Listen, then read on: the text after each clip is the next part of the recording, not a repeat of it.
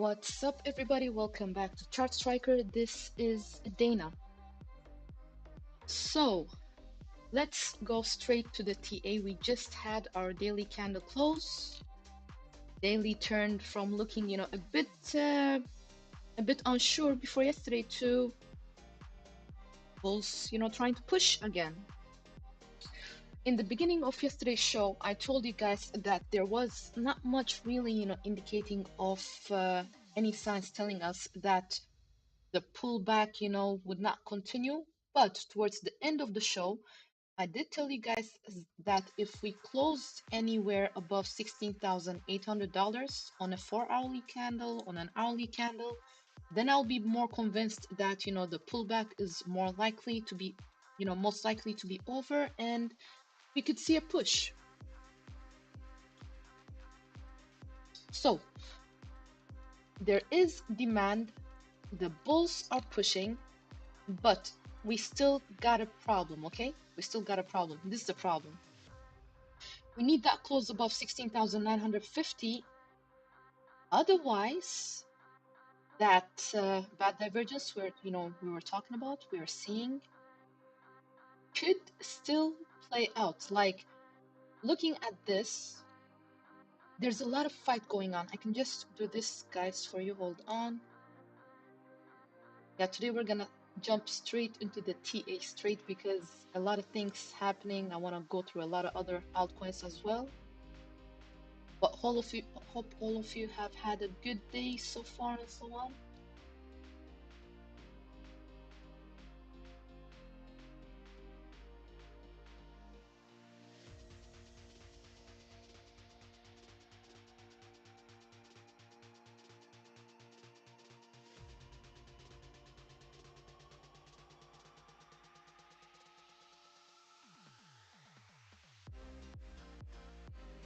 Okay, so we are kind of ranging right now. We've been ranging a while. We are still ranging. Okay, that hasn't changed. There is hope looking at the daily. Like, problem is, if we can't close above $16,950 on a 4 hourly, on a daily, you remember I told you about this week. I told you about something like this, also happening because we talk about different scenarios in case I'm not, because I'm not live the whole day. So I just, put out different scenarios that could happen. And then from there, when it happens, you guys, take your own decisions or actions. But on the daily, same thing. Like this, looking at this, it's not the best when price is still, stuck below 16,950. We need that push, and we need that push latest, I could say probably latest today, because the prior daily candle close did not close, above this prior daily candle. Even though it's looking fine, it did not close above 16,950. So we need it to happen at least today. Otherwise, by the way things are looking, I'd still stick to, being cautious. The pullback did not come immediately. We had a push since we closed above $16,800. Good. And you know this level, 16,773 areas to $16,800. It is support right now around, in the 4 hourly time frame. So if price doesn't, break below this level, but it instead ranges sideways like this, then there is a higher probability that we could see that close above 16,950. Thing is, I cannot say that there is no conflict right now between the bulls and the bears. The conflict is definitely there, okay?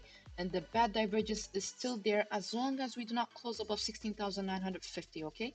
And of course, then we have that, critical area we need to get above, which is around 17,056, I think. Yeah, 17,054, 17,060 areas, just rounding it off. We had some, volume come in, a little bit of volume come in yesterday as well, not that much, but It's rising, it's not declining at least, so it's something. So for hourly, this is the support that I'm looking at right now between 16,800 to 16,773. If we break anywhere below that one, see eventually around 16,675 to 16,600-ish areas. I could probably, change this now. Hold on, let me do this. Because, as prices develop, we need to also, tweak a little bit as well.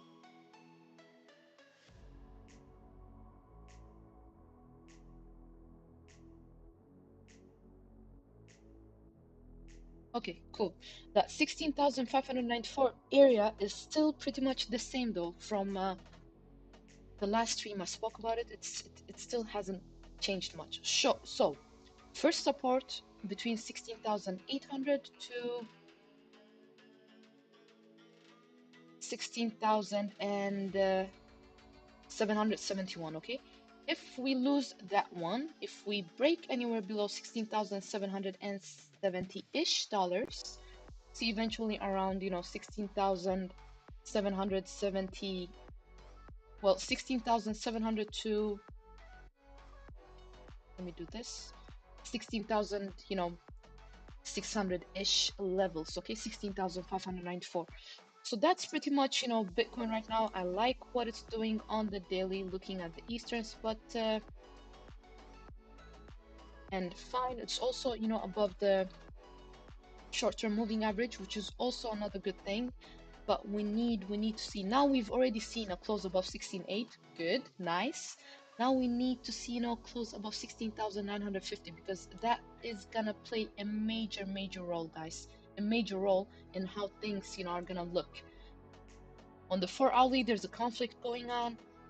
On the hourly, obviously, also some type of conflict going on, even though we're going sideways. Yeah, we got some resistance, around 16,890-ish dollars on the hourly. We break anywhere above that one, so eventually, back to around 16,950-ish. Thing is, can we see a close above it? Simple.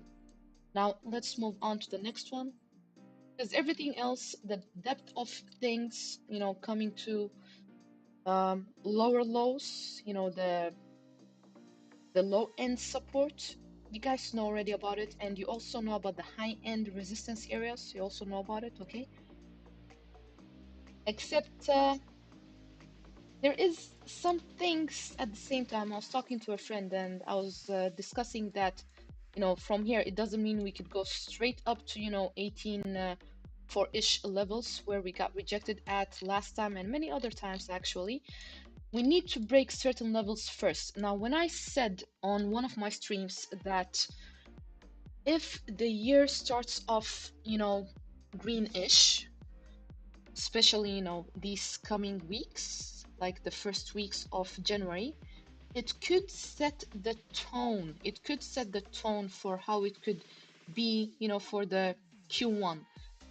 But we'll take it level by level, because we can't see into the future, right? What we can do is look if look at resistance levels and see if they're getting broken, or see if bulls look tired or bears look tired, and so on and so forth. You see, from there we'll take it step by step, but we're just talking in general. In general, if we see a few weeks of nice momentum, positive momentum, on the charts, oscillators, and so on and so forth, it could set the tone for Q1. It could. But are we sure? Nobody can ever be sure. Okay, let's move on to Ethereum. I'm having a sip of tea at the same time, back to that, not feeling the best times again. Wow. Okay, look at Ethereum. So We were looking, a bit tired yesterday. We definitely were looking yesterday, a bit tired. Thing is, this support held, support held. We didn't go any lower, and I'm not surprised because, Bitcoin broke above 16.8 as well. And then Ethereum broke above, 1,220. Like these levels that I speak about are so critical, and you see what happens the minute they get broken above it. So we closed an hourly above this level, and what happened? Continuation to the upside, of course. And if we would have broken, this level right here around $1,200, continuation to the downside. But what happened? We came all the way to 1,204, and that was pretty much it. Not much happened after that. Right now, though, on the daily, things are looking nice for Ethereum, but on the 4 hourly, I cannot say the same. But let's talk about the factors. So, pretty much the same like Bitcoin. We got this positive momentum going on here. RSI, looking fine. There is no difference between Ethereum and Bitcoin right now. You could see, some bad divergence going on the MACD when it comes to this one, right? But nothing on the RSI. Ethereum, it's the opposite. Ethereum, it's the complete opposite, okay? You could see it on the RSI, but not on the MACD, okay? So for Ethereum, for us to disrespect the bad divergence that is trying to build or building at the moment while I'm speaking, we need a daily close that is above 1,323. Let's just say 1,325, okay?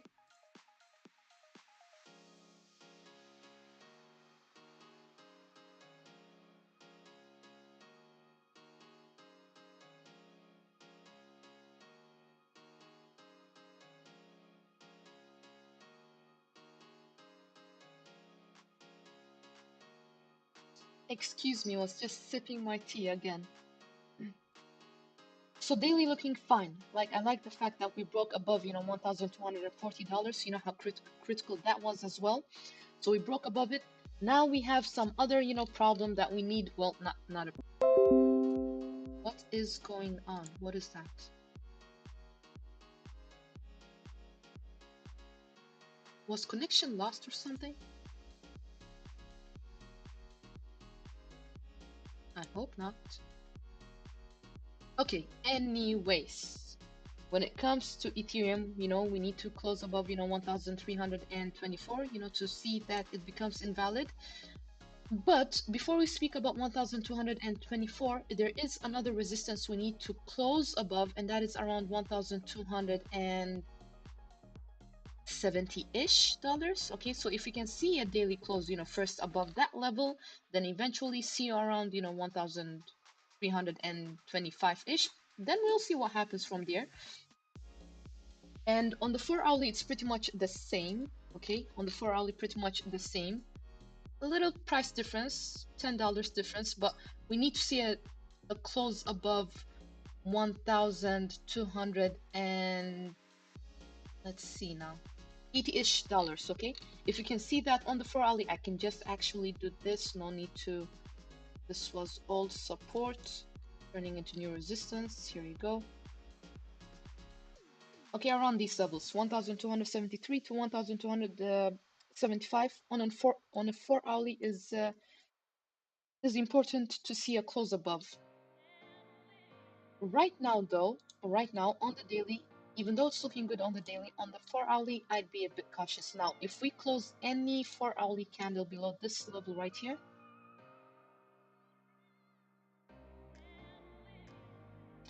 actually, hold on, let me just.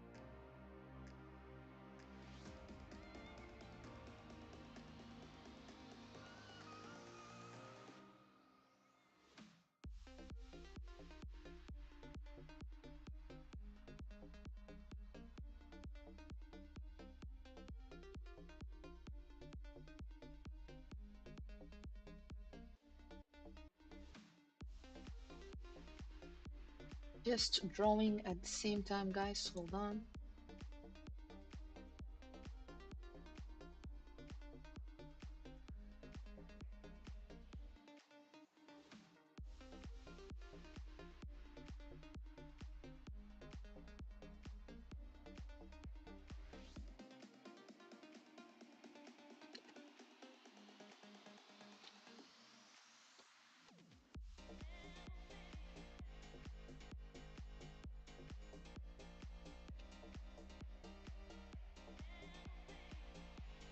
So as long as we do not close a 4 hourly, candle, even hourly, you don't have to wait for the 4 hourly really. As long as we do not close below this level, it is fine. Chances are, that we could range sideways and probably, try to retest these levels right here, okay? That's the chances right now. Like, that is if this support holds. Very easily that we can retest, 1270-ish levels again. I can take that back, bring this one here instead.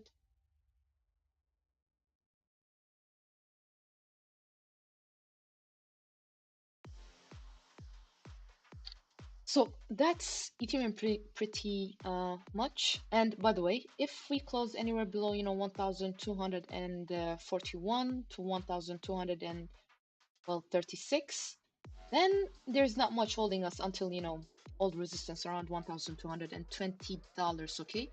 Like if you lose that one, then it's another discussion. But until then, we are fine. I just do not like, the look of this. For me, to be convinced that the bulls are taking charge again, we literally need, to break above, what was that level? Above $1,270, okay, on a 4 hourly. RSI is in overboughtish territories, guys. Watch out on the 4 hourly. Like, since like yesterday, the pullback, like I said, the pullback didn't come, directly because we broke above, certain levels, 16,800 and 1,200, and for Bitcoin 16,800, and for Ethereum $1,220. The moment we broke above it, that's it. I got convinced that this is gonna, rise before a pullback. But the pullback signals keep on coming back in the shorter time frames. Longer time frames, I mean, we had some type of fight, but the bears took over again, okay? And looking at this candle, this is just nice. On the daily, it's nice, guys. It's just, telling us we could probably, the probabilities are higher that we see a rise more than anything else, okay? If you need a sip of my tea again, hold on.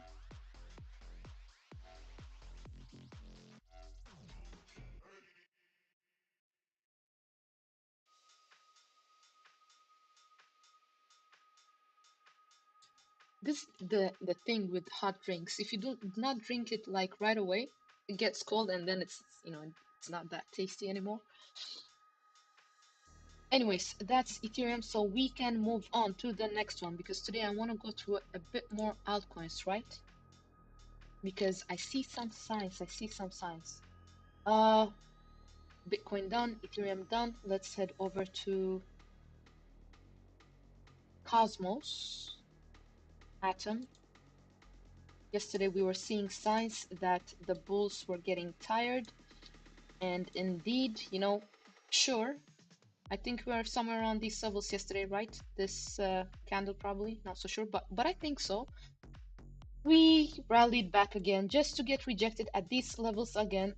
Look, I said it yesterday, say it again. If we do not see a daily candle close, above 10.4, or a 4 hourly candle close above 10.4, then we're probably not gonna see these levels either right now, okay? But when that happens, see eventually around these levels, okay? And as long as this support holds, we are fine. Look at this demand that came in at support. But if this breaks, see around these levels eventually first, okay? Now we have this nice divergence that is already building on the 4 hourly, which is good, not bad. On the daily, there's a fight going on between the bulls and the bears. Like the bulls are, starting to get tired. I'm not saying they are completely tired now, but they are starting to get tired, so I'd be a bit cautious. On top of that, we have this, bad divergence that is developing. Like it's only gonna be invalid if we can close above, 10.5-ish dollars at least, okay? So yeah, excuse me, I was saying 10.4, but 10.5-ish. areas. If we can see a close above that one, nice. If not, be a bit cautious. And we need to see this close like happen today. Like today, tomorrow, latest tomorrow. Otherwise, I'd be very cautious, okay? So we're ranging right now on the daily. Oscillators, positive. Strength index looking nice so far. For hourly, we were at overboughtish territories. It reset and we are back down. Like, look, in general, it's not looking horrible, but I'd be a bit cautious because, I see some signs that the bulls need a glass of water or something. I don't know. But that's gonna be completely nothing to worry about as long as we close a daily above 10.5 or a 4 hourly above 10.5. Simple, okay? We'll know that the bears have, taken over if we see any 4 hourly candle close below this level, $10. Then fine. Then we can say something else, okay? So that's Cosmos. Let's move on to the next one. Cardano. So we broke above this level, okay, nice, but we need to break above this level as well. Mago, hello, welcome back. Hope you've had a good one. I hope your paper trades have been doing well as well. I imagine they have because I know for sure you're getting better.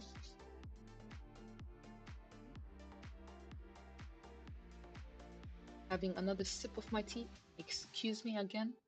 Just because I go silent, just so you guys know I'm still here, just having a sip.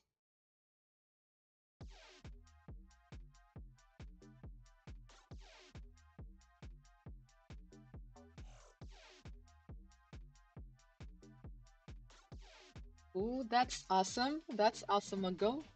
You can actually hear that I'm smiling about that. That's really great. Like I've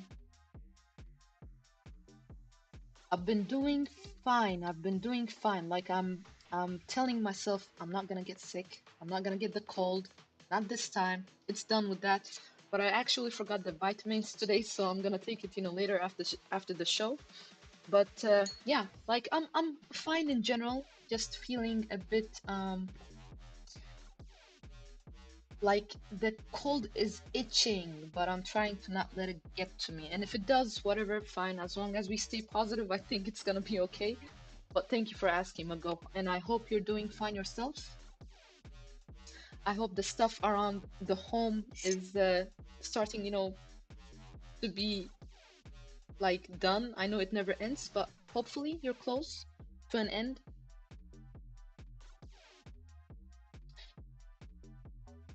Okay, ladies and gents, Cardano. I am loving this action. I am loving this action on the daily. You remember that bad divergence that we were seeing? Now it's actually invalid. So, Cardano people, I hope you're enjoying this one because I like this is looking good. This is looking good. A lot of people were I saw some Twitter discussions where people were confused as to why Cardano is even like pumping. Thing is, on the 30th, we did see. Now, when I speak about pullbacks at the moment right now, I speak about short-term pullbacks. I'm not. You do not hear me talk about long-term strong pullbacks. We're gonna go straight down. Either way, I never say we're gonna go straight up either. But you guys understand what I mean. I talk about those short-term pullbacks because, in general, there were many signs, telling us that the bulls are fighting back. Like I tried to highlight that it wasn't a simple thing. Hopefully you'll be done soon, Mago. So, on Cardano, I love the fact that we broke above this, on a 4 hourly, not on the daily, that we broke above this level and we're still holding above it. Like, look, we kind of, broke above it once, we closed above it once. Since then, no, like, I don't I don't mind if I see a body close, you know, around 0.26, a bit, you know, below this resistance. That's fine. I just do not want to see a follow through, okay? Anyways, for hourly, we closed above this level. We are at resistance areas though. I can do this so you guys can see what I mean. Oh, sorry. Here you go. Okay, so we need to break above. Hold on. We need to break above 0.2715. We see any 4 hourly candle close above 0.2715. See eventually around 0.281, 0.286. Like it will not be very shocking. And if we can see any 4 hourly candle close above, you know, that level, see eventually around 0.3-ish eventually. Okay, so that's Cardano pretty much. Like I love the daily, the bad divergence that, you know, was building. Now it's invalid. Now you can feel a bit well, I can feel a bit more convinced that okay, like good times ahead for Cardano. Wait, hold on, let me add this. Unless of course BTC decides to collapse, then you know it might take some altcoins with it down. You know, some might survive, but some might not survive. So just saying that, so you know, you don't think that it doesn't have any effect. Okay, so that's Cardano. Loving this, really loving this. Like nice. Support areas. Okay, so you remember this support area right here? I can just pull it. There you go. For those wondering, you know, why we bounced off this level, hold support where we bounced off from right now. So if we close anywhere below 0.26, then eventually we are gonna, you know, go back lower to these levels around 0.25 to, well, 0. Wait, did I see 0.5? I mean 0.257 to 0.253-ish levels. Okay, actually all the way to 0.25. So between 0.257 to 0.25. Okay, this is some type of support. We might see some, you know, stronger support around this level, which would stop us from going all the way down to this support area. But just saying, just letting you know of all the possible scenarios, and then what happens happens. So on the 4 hourly right now we are at resistance. Keep that in mind. Okay, if we do not see a break soon above this level, we could see a pullback instead. And if this level breaks, you know, we can, if this area breaks all the resistance, we can, you know, see it pull back at least to 0.26-ish dollars. Okay, and if that breaks, you know, the rest of the story. So that's Cardano. Like I'm liking how the move is looking on the daily. For only, we might, you know, see some pullback if we don't see a break soon-ish above this level. But yeah, so that's Cardano. Next, let me just write down what we've had a look at so far. Bitcoin, Ethereum, Cardano, Cosmos. Okay, next.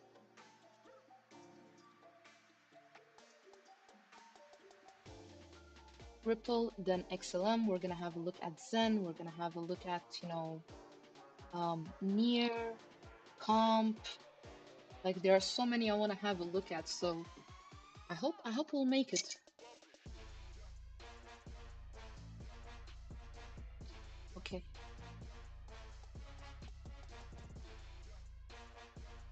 Where is Ripple? Ripple. Hold on.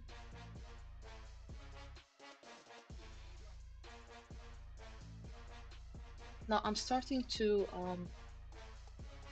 clean up my watch list, so I wonder if I have it in another category. Hold on. Because since I started streaming, I keep on adding, you know, coins every time we look at them. It's Okay, Ripple. Below mana.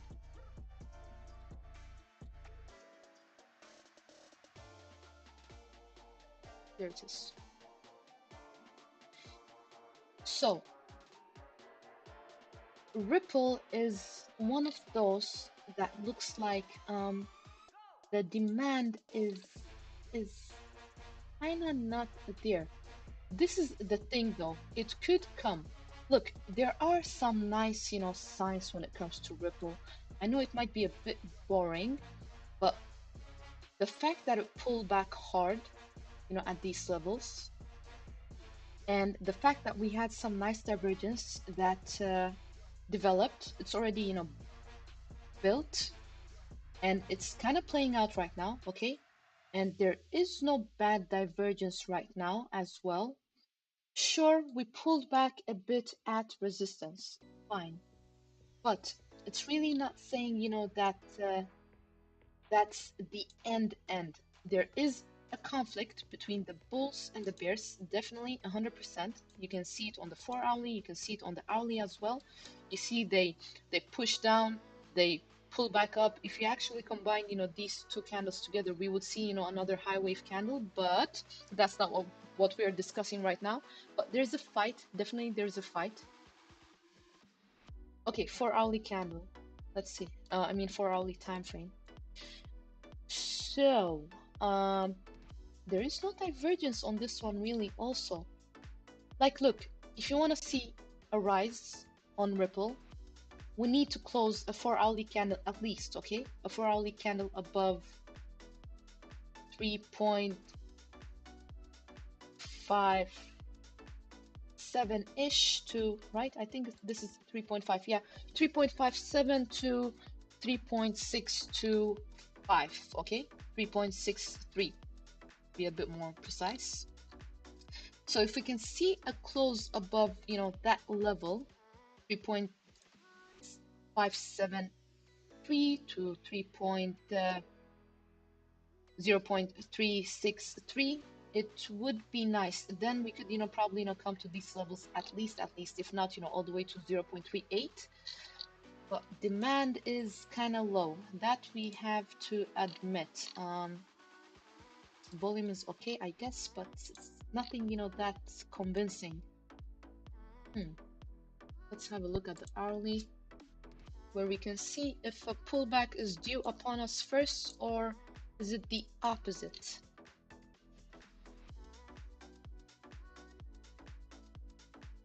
Okay, we are ranging, actually. I don't have to draw a channel because it's kind of this box, more or less.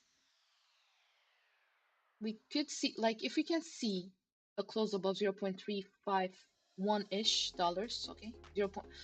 Be a bit more precise, 0.353 on an hourly candle.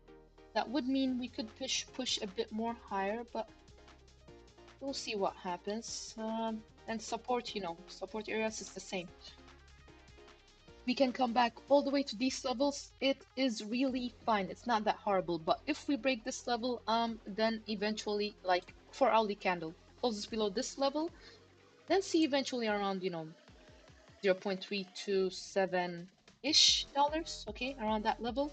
And if that doesn't hold, even an hourly candle, if that doesn't hold, we see any hourly candle close below 0.327-ish dollars, then see eventually back around, these levels.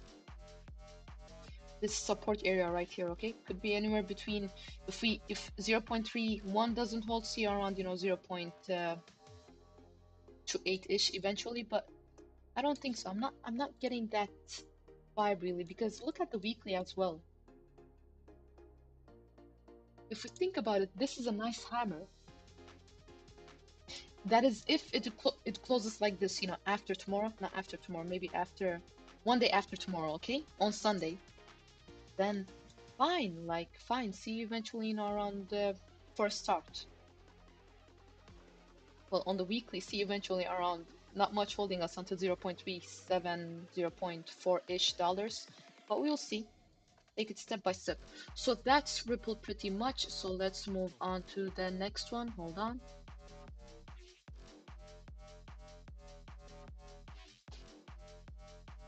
Keep done with Ripple as well.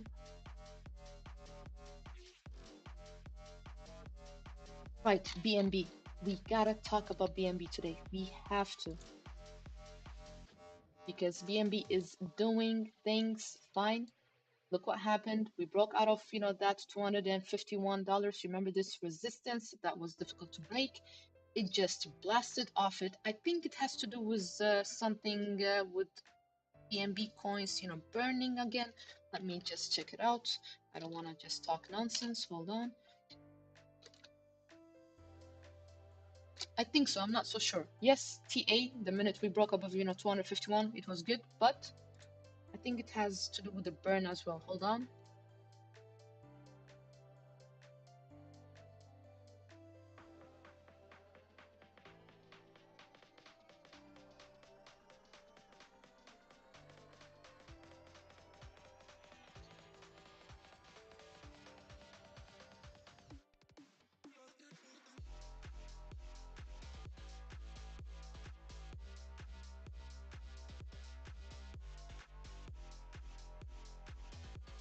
Yeah, I think there's a burn coming. Like, I don't know when, but the BNB burns take place once every, quarter. So, January, then April, July, October. So I don't know when exactly, but it could be one of the reasons. I'm just, throwing it out there, why, some demand came in as well. So we broke out of above, 251. We also, closed above, 256 dollars on the 4 hourly, which is good. Now on the daily, let's get back to this. On the daily, we got some positive momentum. Our side is looking not that bad.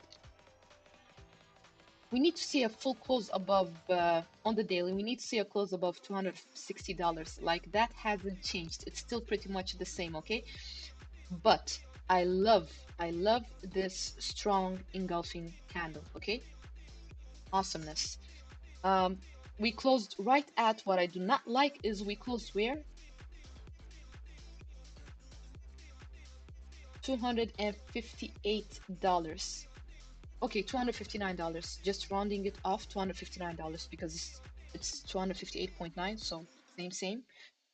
So we closed right at it. It would have been better if we would have closed, a bit above it. It would have, said that the bulls are in charge, but I like the candle. I like the positive, momentum going on. Let me look at the not RSI, moving averages. Like, price action is above the moving average as well. You can't see it in this, chart, but I got another chart in front of me, so I can see it there. So that's also nice, but let's zoom in a bit. Let's zoom in. On the 4 hourly, I can't say it's super nice. Okay, on the 4 hourly, we might see, some a pullback come. A pullback could be around the corner, growing right now, cooking. So let's see now. Let's see. We got some divergence, bad divergence already. Okay, on the 4 hourly chart, the 4 hourly time frame. It's in one of the oscillators, not both. So that's okay. So let's see now. Like, we need some more buy pressure to come in. We need it so it could, like, the histogram can match up with the price action and so on. So we need some more buying action, I think. And on top of that, well, we need to see a close above $264. Very, very important on the 4 hourly to see a close above $264 because there is some bad divergence that could be built if we do not see a close on the 4 hourly frame above $264. Okay, guys? So above 260 today, this candle, today's candle, if we can see a pop off candle, which, it breaks above, this $260, closes above it, awesome. On a 4 hourly, if we can't get back above, 261-ish, $264-ish dollars, it's gonna be a bit troublesome. Like, we could see a pullback, and the pullback, we can see it, all the way to these levels right here. Now, if this fails, if this support fails on a 4 hourly, on an hourly, okay, then see eventually on a 4 hourly, see eventually around these levels again, okay, which is around 251 to $246, okay, 245, 251 to $245 on an hourly. Let's see now on an hourly.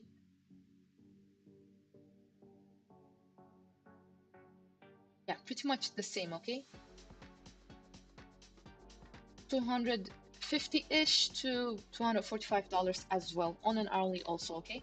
So same there, same support levels for the 4 hourly and the hourly as well. And daily, yeah, if we close anywhere below $250, not much holding us until 245. Pretty much the same, okay. Now that we speak about it out loud, it's pretty much the same support for BNB. So moving on, but before I move on, right, on the daily, if we can see some follow through, like if we can see a 4 hourly candle close above $264, fine. Then see eventually, like there's not much holding us really, see eventually around 274-ish. And if you can see another 4 hourly candle close above that one, see around 284 to $300 really, okay. I'm stretching it out a little bit, but just rounding it off between these levels, okay. If you want to be a bit more precise, then 284 to 292, but wicks can happen to $300, just saying. That's why I'm putting it out there. Okay, next.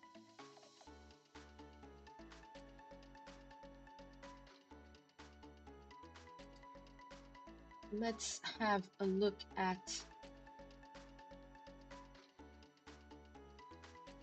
near.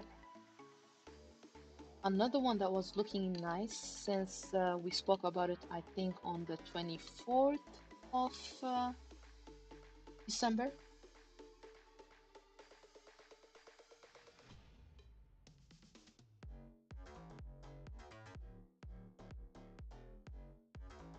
So those who watched the show from the 24th of December, I think it was, you guys know that I told you that it's showing signs that it's looking good, that we could see a reversal. I told you also that it could take days, it could take weeks. Like, I'm not sure about that.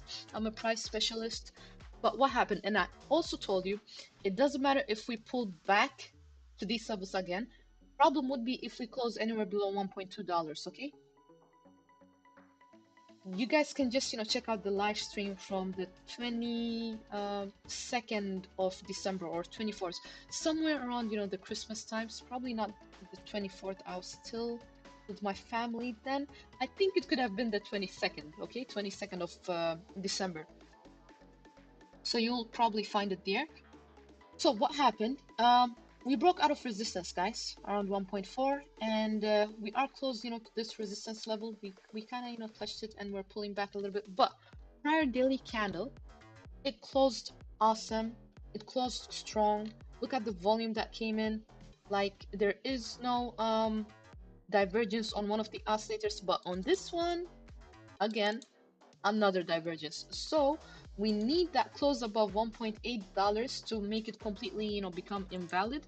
Otherwise, it's still, as long as we are below this level right here, we don't see any close daily candle close above $1.8, it's still relevant, okay? But the moment it closes above 1.8, it's going to become irrelevant. But until then, it still could happen, okay? Just letting you know. So that's the daily. When it comes to support, well, we got some support around, 1.4. Let me look at this one. Yeah, 1.5-ish to 1.4, 5-ish also, okay? 1.5 to 1.45. If we close anywhere below 1.45, then see eventually around, 1.4-ish to all the way to 1.325 really. If we close below this one, then we're back to that critical level, and yeah, I don't have to get into it now because the way things are looking, probabilities are higher that that might not happen right now at the moment. So we'll let that discussion be. Let me have a look at the moving averages. Hold on, where is near? Okay, so near moving averages. Price action is above the short term. Like right here, you cannot really see it. It's starting, to be like hover around it. But on my other chart, I could see that it's far away from the short-term moving average, so it broke up above it, so that's good. But that resistance around this level is not going to be a joke. When we break a 4-hourly candle above this one, nice. We close any 4-hourly candle above this level. Look how it's being respected right now. I know this was far off, it's not right at the price, but I draw these things before anything happens, and that's why it doesn't match up. It's not just straight above it here, but we got resistance around these levels. Daily is looking good, but on the 4-hourly, like I would really not be shocked if we see a pullback, and if we close anywhere below 1.5, see around 1.45-ish eventually. If we lose 1.45, yeah, 1.4 wouldn't be that strange, like step by step, okay? But definitely pullback incoming. We're probably gonna see 1.5, and then from there we'll see what happens. Let's see now. It was overbought, okay? It was overbought, definitely. There is some bad divergence on the floor hourly, of course, as well. It's kind of the same like the dailies, yeah? Okay. If we lose, guys, let me just say this. If we break anywhere below 1.4, it's really not the best look, because it's gonna mess up this nice, action we are seeing on the daily, okay? So for hourly, if we close anywhere below, 1.45 to 1.4,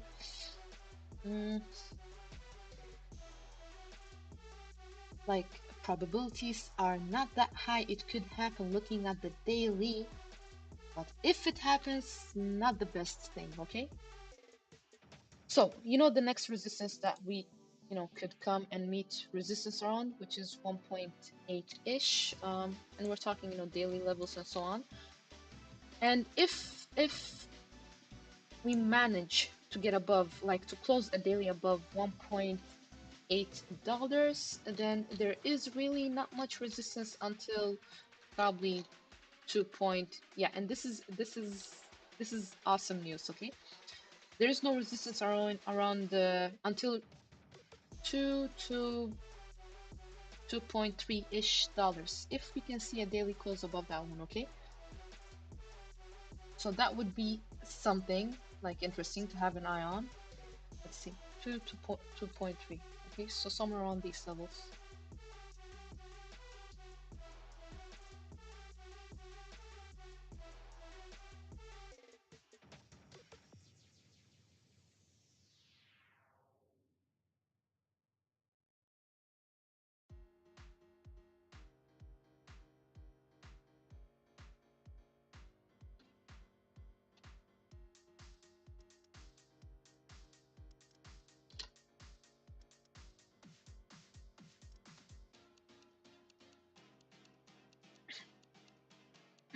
That's the thing with daily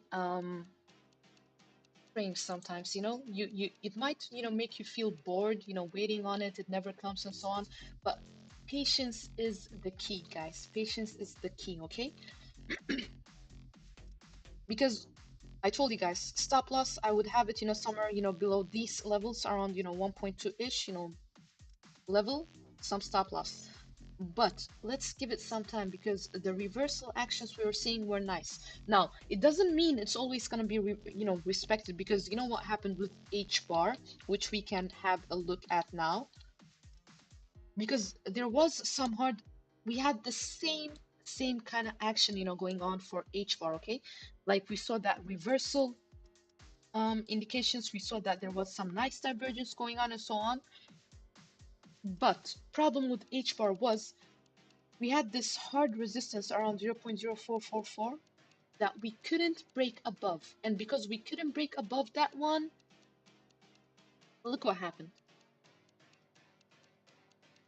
And we're still struggling, really. Like, H bar is still struggling. Like, looking at this, nice reversal signs and so on. Another nice divergence, going on as well. Okay, MACD trying, to go bullish on us. But can we see a close above at least 0.04? If we can see that, like, it would mean something, like we could see, a bit more push. Okay, 0.0393, 0.04 right now. That old, support, we kind of broke, below it, and now it's acting as some type of a resistance. Okay, not the best sign, really. If we close anywhere, right now we are ranging, by the way. Let me remove this one. I'm gonna draw something else so you guys follow.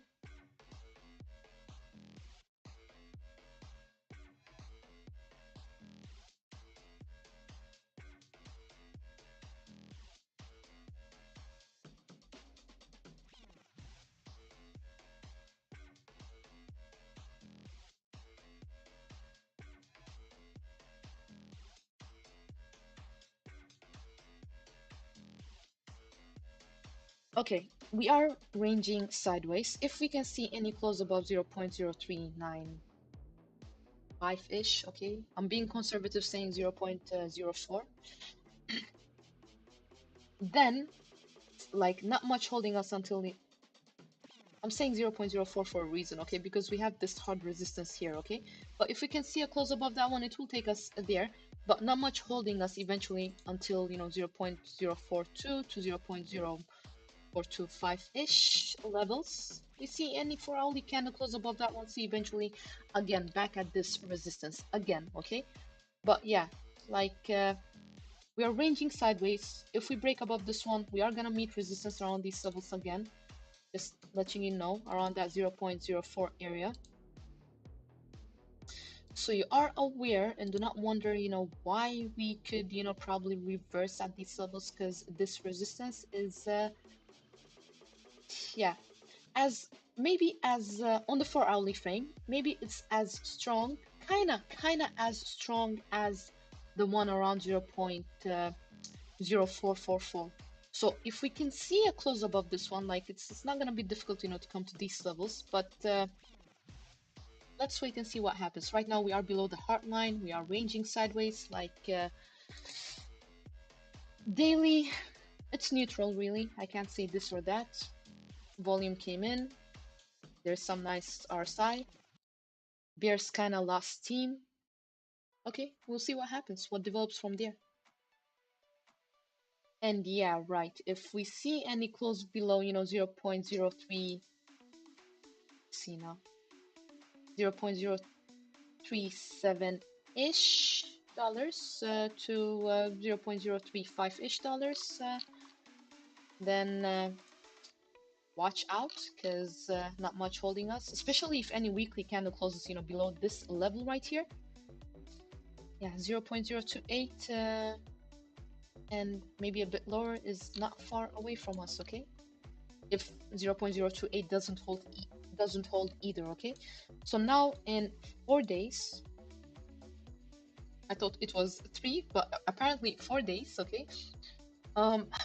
If we see a candle close like this one, fine, it would be okay, I guess, but we'll see what happens. So that's that's H bar as well. So we can move on.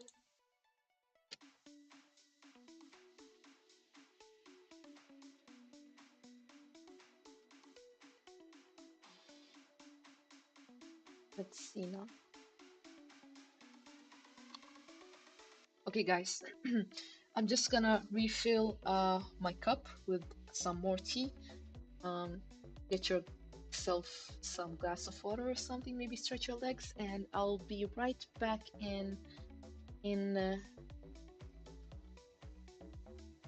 2 minutes, 3 minutes at max, and then we'll have a look at. We already had a look at Near as well, right? Yep. We'll have a look at Solana. We'll have a look at VeChain. We'll have a look at Zen, Dodge, Matic, FTM. Like we'll have a look at some coins, Comp as well. Like I told you. So 2 minutes and I'll be back, guys.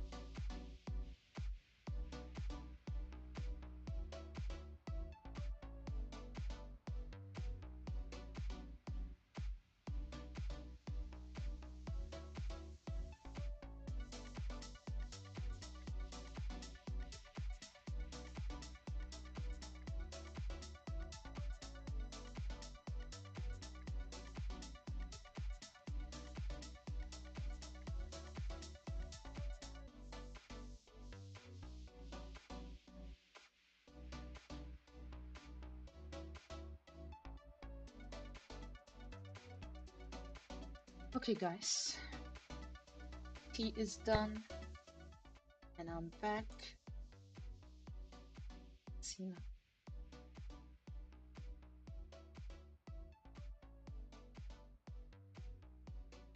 The volume is not too high, right? Mago, do you have any like feedback about the sound? Like, is it okay? Volume is not, distracting you guys or something when it comes to the music? Otherwise, I will lower it like a bit.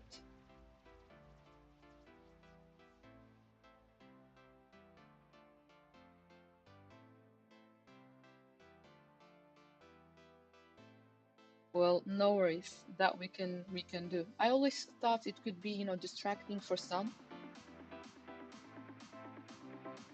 but if it's not, as long as you guys can hear me clearly and it's not that distracting, like I don't mind music. It's one of my favorite things. Of course, it has to be good, but I don't mind music at all. It's really difficult, to find something that I could play without, having copyright claims and strikes and all that.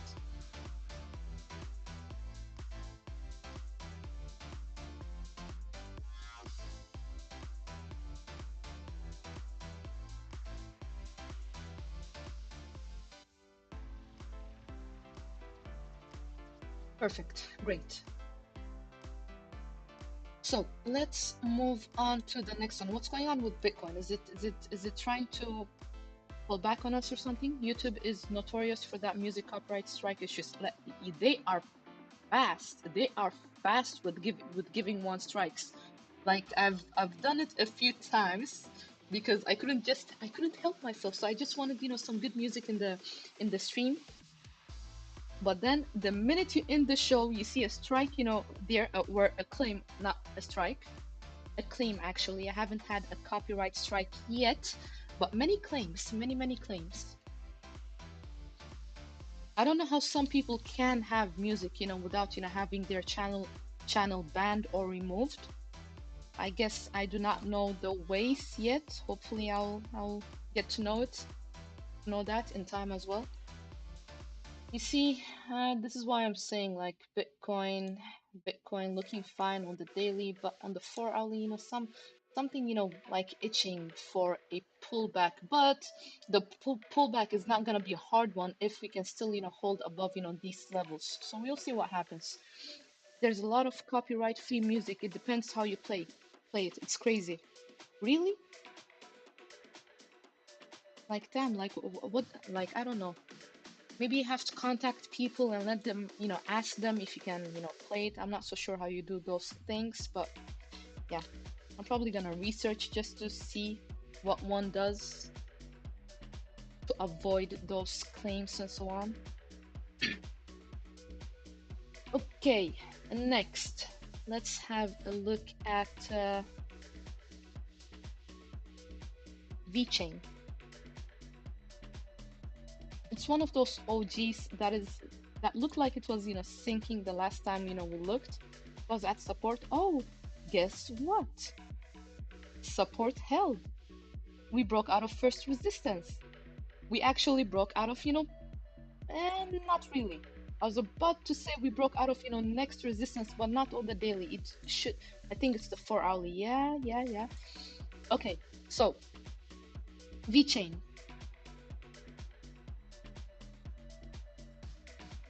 Huh, look at this. VeChain. Okay, so daily.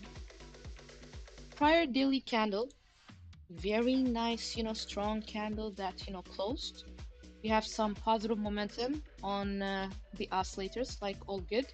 Our side, not that much, but there is no, there is nothing telling us to be completely, comfortable and relaxed because we do see some bad divergence. It's only gonna be invalid if we can see a close above at least 0.0192-ish levels. Until then, there is some, type of bad divergence brewing. Okay, We are at resistance levels right now around 0.0166 on the daily, that is. Like, close with the strong candles, fine. But now we need to hold this 0.0164-ish levels, because if we break below that one, there's not much holding us until, prior resistance areas, which turns into new support right now. Okay, so I can turn this to yellow. There you go. So we got support around 0.0162 to, I should actually pull this a bit lower, hold on. V-chain, doing things, hold on.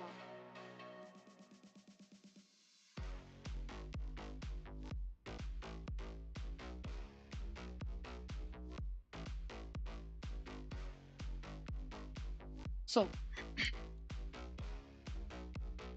that's the daily support. That is, if we can't hold, above 0.0164, I think it's the same on the 4-hourly. Let's see. Yep, 0.0164. If we close anywhere below it, okay, and then see eventually around these levels, okay, between 0.0161 to a bit lower to 0.0158 levels. Fine. Daily, it was about to trick me. I actually thought that we broke out of resistance, but no, we are right at resistance areas when it comes to the daily time frame, guys. If we can see a close above 0.167-ish dollars, okay, then see eventually, like, really not much holding us until 0.0178 to 0.019-ish dollars, okay, 191. But for that to happen, like I said, we need a close above this level, 0.0167-ish areas. Like, if you want to be a bit more convinced, it's like that Bitcoin run that we had. The moment we saw it close, an hourly close above 16.8, we were good to go. But before that, being a bit cautious, okay? Patient and cautious. So yeah, that's V-chain pretty much. Like, if we break below this support area around 0.01579-ish or 0.0158-ish levels, then see you eventually back at prior support areas around 0.0155 levels. Really, on the 4-hourly, we are at resistance. Like, we are at resistance levels right now. If we can see, like, look, we kind of closed above this resistance area around 0.01654 levels, fine, but there was no follow through. You get what I mean? There was no follow through. If and when we see, some follow through, like this holds, this 0.164 area kind of holds, we do not, break below it, it goes sideways instead, most likely we will see a follow through, but until then, I'd be a bit cautious, okay? Anyways, that's VeChain. I think I spoke about the oscillators. It's looking positive here. We got some bad divergence on one of the oscillators. For that to be invalid, we need to break above 0.019. Well, if you want to be a bit more conservative, 0.0192, okay? On the 4-hourly, we have some bad divergence already, showing on one of the oscillators. RSI is in nice territories that could favor the bulls, but we need on a 4-hourly time frame. If we can see a close above this one right here, hold on.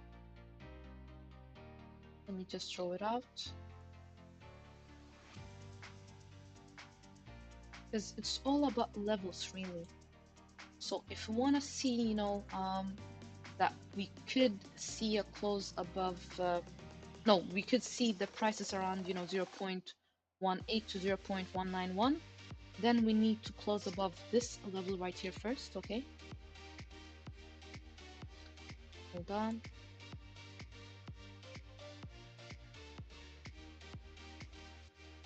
Turn this to blue. market as well.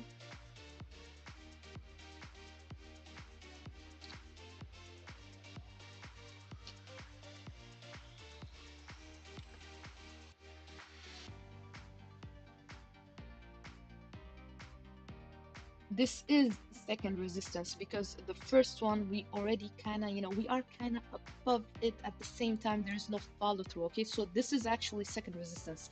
Then, sorry, then this right here should be third now because I kind of missed the other one. Hold on.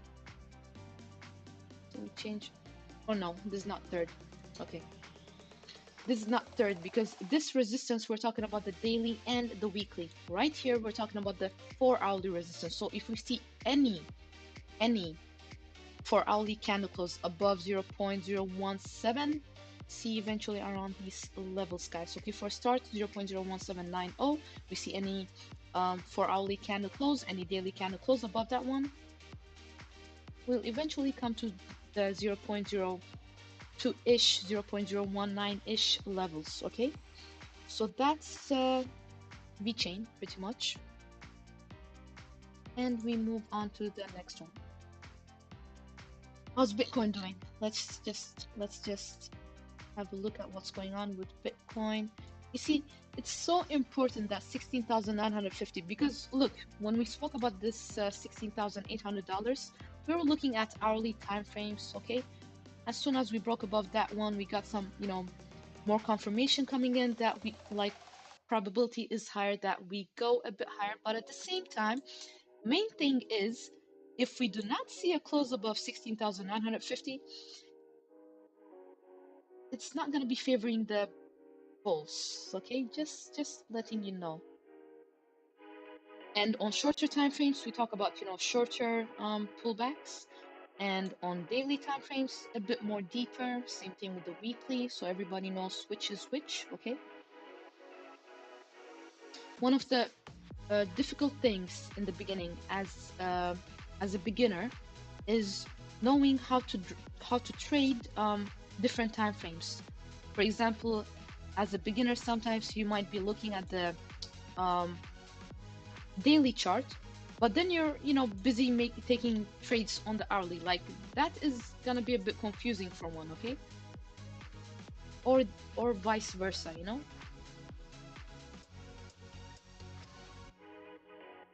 Okay, now we'll see if this support holds. This, you remember, 16,773. Because if it doesn't, lower we going up to these levels. Okay. Okay, so far we've had a look at Bitcoin, the king, Ethereum, the king's cousin or queen, whatever, Ripple, BNB, HBAR, Near, Atom, Cardano, VeChain. Am I forgetting something?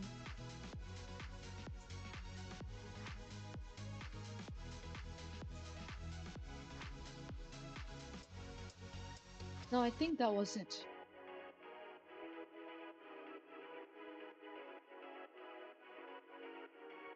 Okay, let's move on. Then. Just yesterday, I think what I said was, I've said so many things, but I think what I said was that there was some type of nice signs on the 4-hourly. Okay, daily, but on the 4-hourly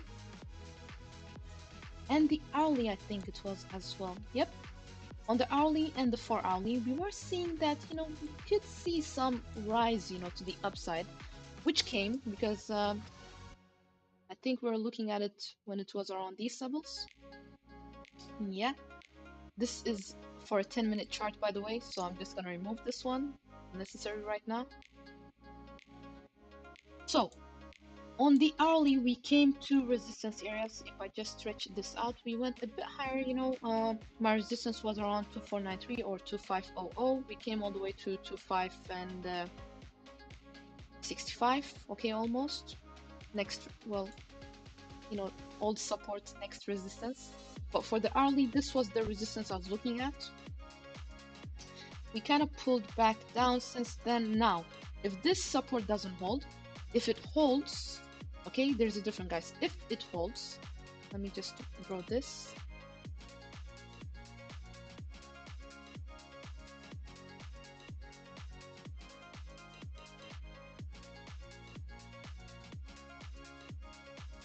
Actually, all the way here. If this support holds, yellow, hourly, market.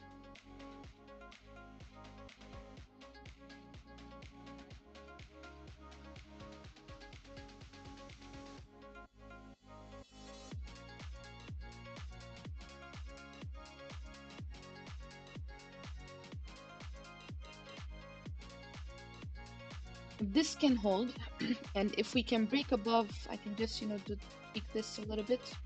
Do this. Hold on. With this. If we can break above this level right here to 515, awesomeness. See eventually, around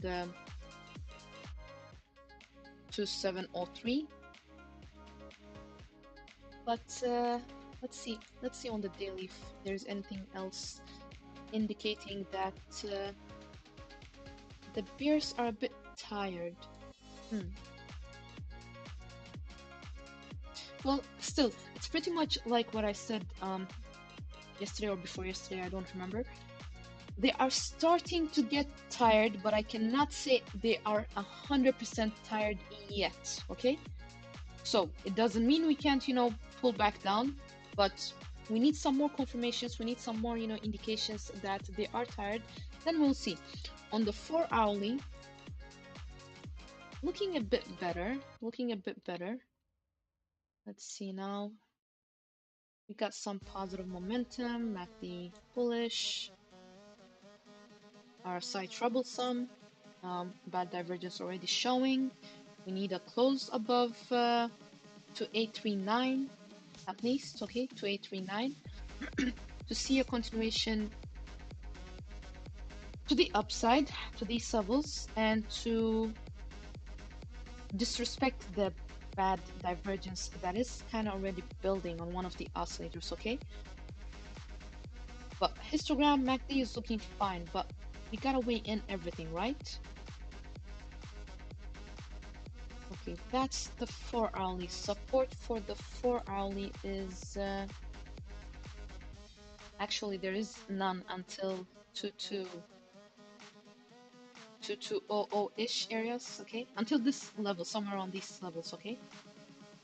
So that's the support still. I mean, hourly, hourly, if we break anywhere below this one, like the top of this box, then see eventually, back at these levels, middle to bottom of this box, this support area.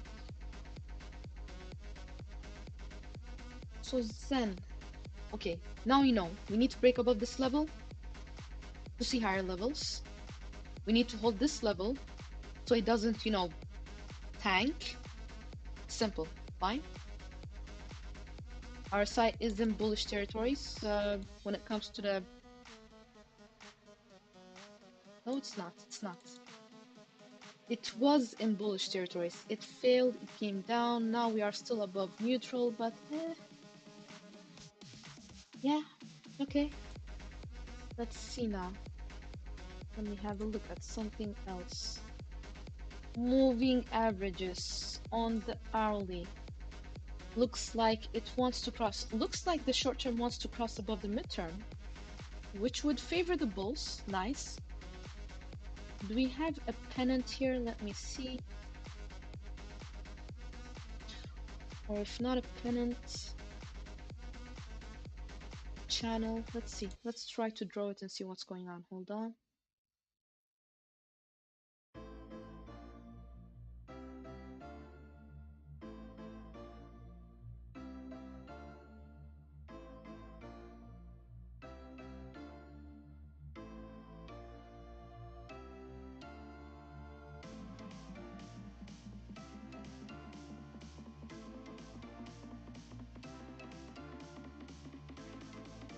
Yeah, kinda.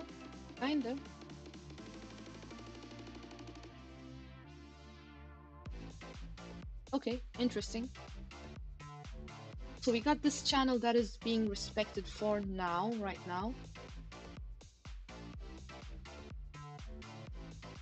Actually, I drew this in the 55-minute chart, just to, I know it's a weird, time frame. I don't think people use it at all, but sometimes, just to draw, like, I use it sometimes. So that's why, it doesn't line up on the hourly, but 55 1 hour, not that much of a difference, just saying. But there's definitely a channel, that we are respecting right now. So if we break out of this channel, that could be a bullish break. So we'll see what happens. And if it fails, it's failed if we break below this channel and we retest it as resistance instead. That is the bottom of this box. But these channels are intended to be like to favor the bulls, but it doesn't always mean it's gonna be respected. So we gotta have all possible scenarios on the table, just in case it doesn't get respected, just in case. Okay, so that was Zen. We can move on to the next one. I think I've covered up most of the things when it comes to Zen. I hope so.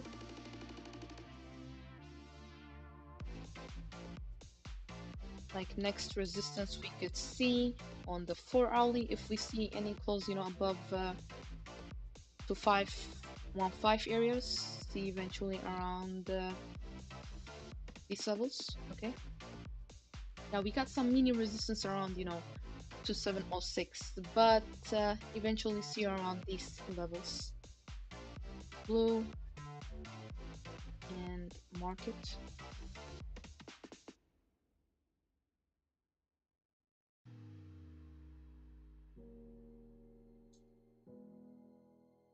This hourly resistance, we got some resistance right here. I don't want to make this longer, it's just gonna be too much drawings here.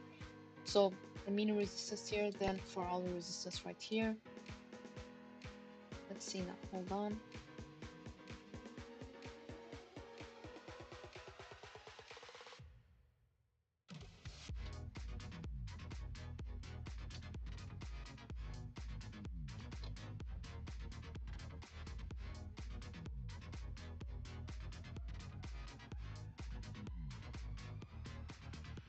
Cool, nice. And then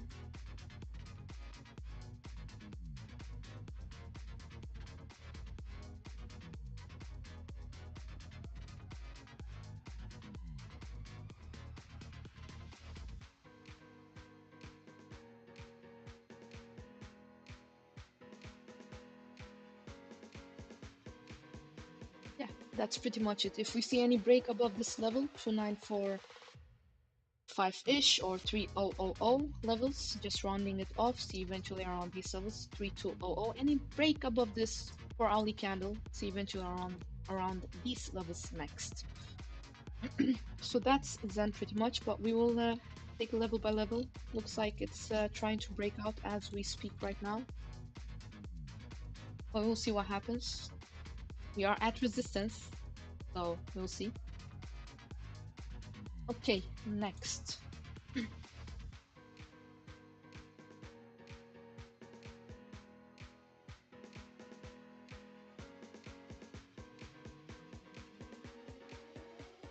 Let's see now.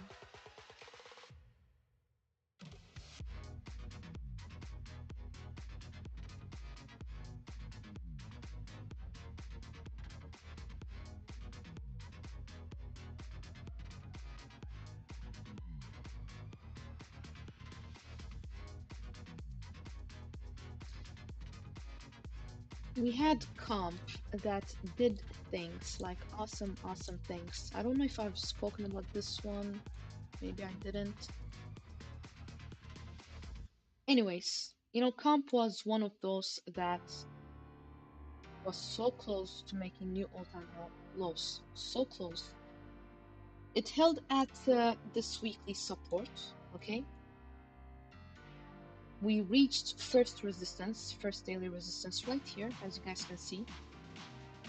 Here's kind of lost steam, that's why we got some action, coming in.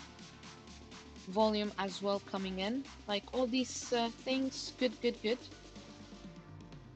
But what's not that good is we need to see a, we still haven't seen a close above 34.5-ish dollars. We need that close above, $34.45. We need it if you want to see a continuation of this, okay?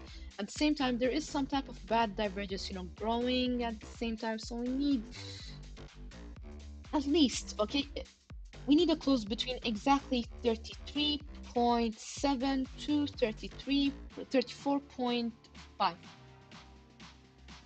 So if we can't close, below 33.7, bad divergence could be, in turn, like trying to play, could play out. And then if we do not close above, 34.5, another bad divergence can play out. So we gotta be careful with that. But we held at support. We literally held at support. 30.26. We came a bit lower to 29.85, but we held at support areas, okay? Looking at the weekly, we are getting tired. Fine, I love this. We are getting tired. That is good. I'm not saying that it doesn't mean we can't, pull back, but they're starting to get tired, okay? So keep that in mind. Looking at the 4-hourly, let's see now. We are at resistance when it comes to the 4-hourly. We're ranging sideways right now, okay? If we see any close below this level though, let me do this.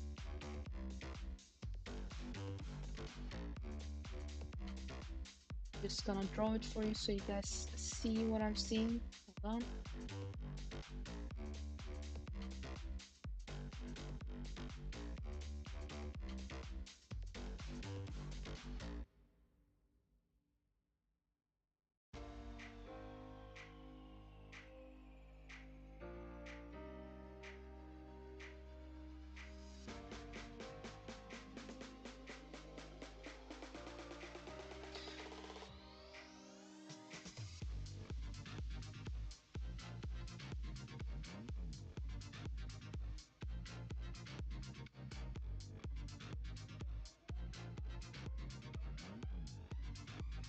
Okay, so as long as we do not actually, as long as should lower it down a bit, just because I see that there's something matching up right here. So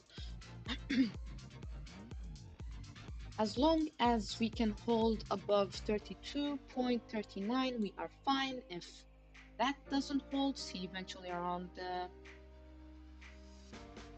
31-ish to 29.5-ish dollars. Okay, if this doesn't hold, that is.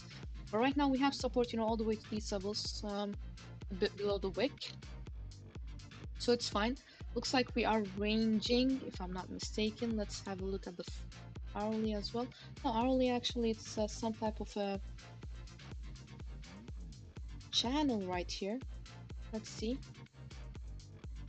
Okay, daily. Positive momentum. Bad divergence, building on one of the oscillators. But positive momentum indeed on the histogram. We got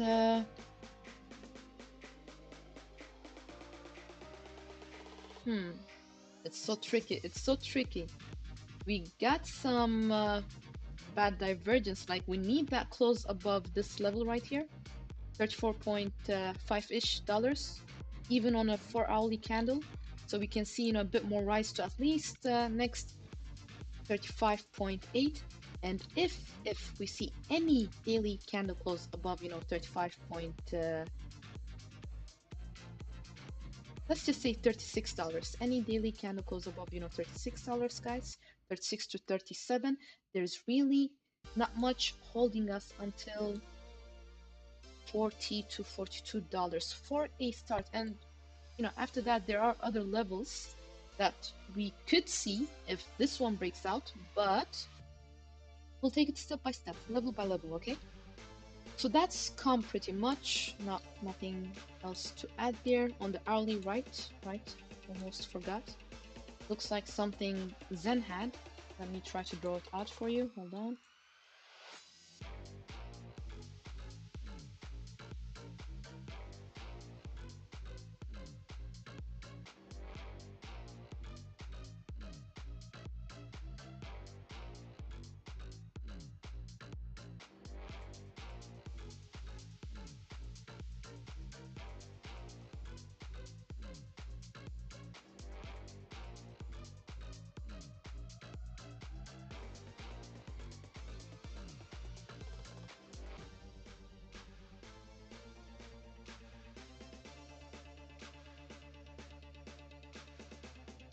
Yeah, kinda some channel here too. Like, damn, altcoins showing signs. Like, altcoins showing signs. Like, a lot of people can't be bored. Like, I was just gonna get into stocks and whatnot this week, but then altcoins were like, hello, no, not today, not today. So still stuck with crypto. But I guess it's not bad since it's not boring right now. It's good, all good. So that was comp, right? Comp. I don't think we've ever had a look at that one on the streams. So far we've had a look at comp, VeChain, Cardano, Atom, Near, HBAR, BNB, Zen, XRP, and the king and the queen, Bitcoin and Ethereum. Let's see. Gotta catch my breath and then we'll continue with some more. Mago, hope you're enjoying the show so far. Let's have a look at Bitcoin at the same time, Why not? Why not just try to have a look at the shorter time frames and see what's up? And Ethereum. Did I have a look at Ethereum? Yeah, I did. Awesome, Mago, awesome. Right, were we not seeing, something interesting, going on QNT yesterday, right? We had that 4-hourly resistance we broke above, awesomeness. And it's kind of looking, so far, not that bad, really. Closed with a nice, strong candle, prior daily candle as well. But do we have, we have this type B-ish, that divergence going on quant on the daily. But if we see a close above $115, okay, it is gonna be invalid, so that's not bad. Let's have a quick glance at the weekly. Okay, bears, starting to get tired. Nice. Daily, pretty much the same. What I like also is this double bottom action that we have. Like we can just do this, hold on.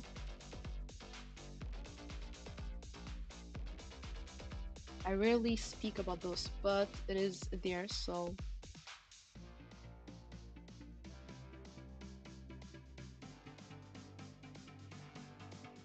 Oh no. Nope. So many drawings.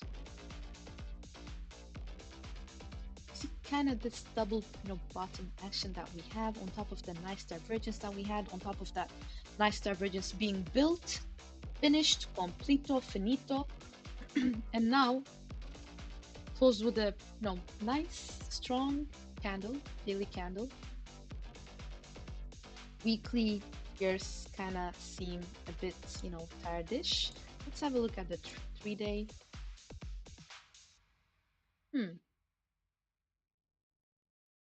Okay, this is the thing with quant. That close above $115 is important. Let's head over to the 4-hourly and let me have a look at the moving averages as well. Hold on. Quant daily moving averages. It looks so bad. It looks so bad, okay? Moving averages looking bad. Like I cannot say anything else. And I'm looking at my other screen daily. Like midterm just, closed below the long term yesterday. Okay? Just so you guys are aware. It's looking something like this, but this is the short and the long term, so it's the opposite. Just, the midterm and the long term instead. That's not so nice. And here, in my own settings, we got this short term getting below the long term. Not that nice, okay? So we need to see a close above $115 first. I'd prefer even $118, well, $119. Okay, if we can see a close above $119 on the daily, it would be awesome. It's good that we are above the first 4-hourly resistance. Fine, good. Now it's acting as support. You guys see? It came down many times and it's been acting as support, okay? The whole day. The whole day. At least the whole prior day, it's been acting as support. So I can actually turn it to orange now because there's no need to have it as blue. It's been respected, and now it's being respected as support instead.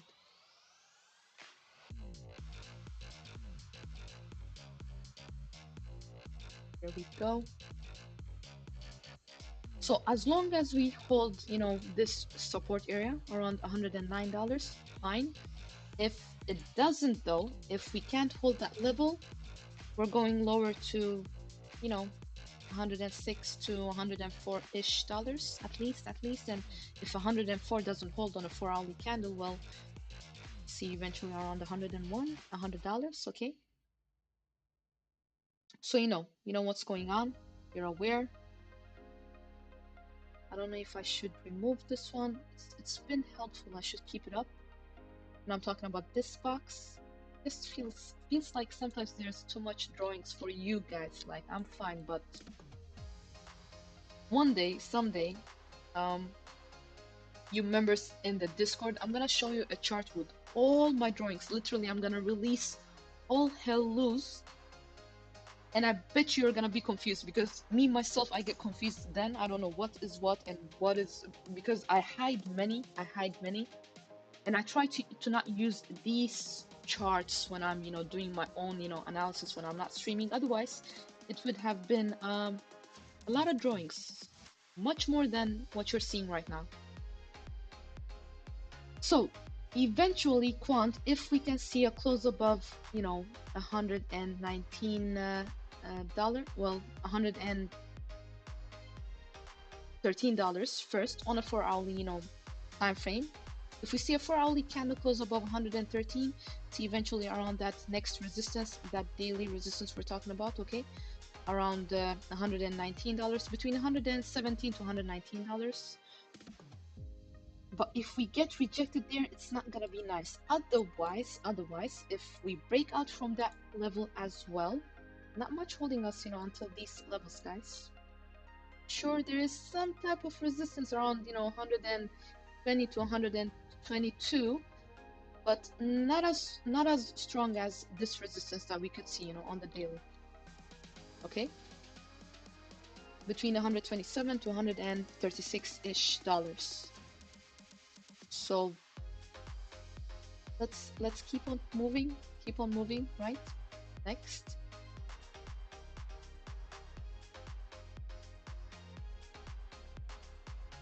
That level of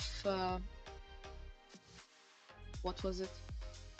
$82. Well, let's just say $89 to $78, $90 to $78.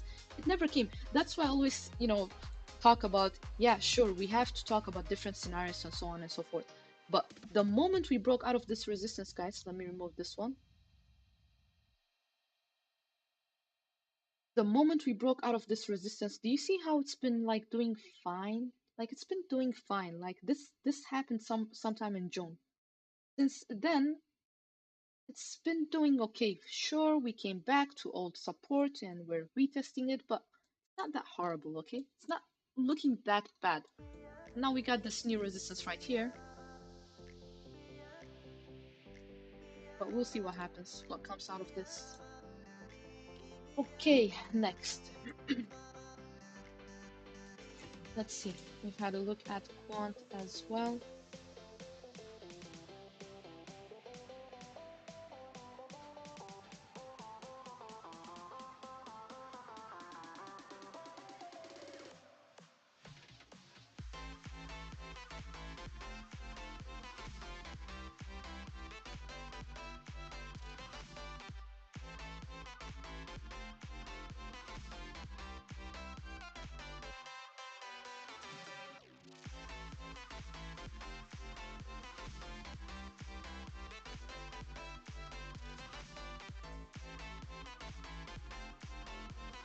I feel like I'm forgetting, a few altcoins, but I don't know. Can't see the price of the coin you're charting. Oh, thank you for letting me know.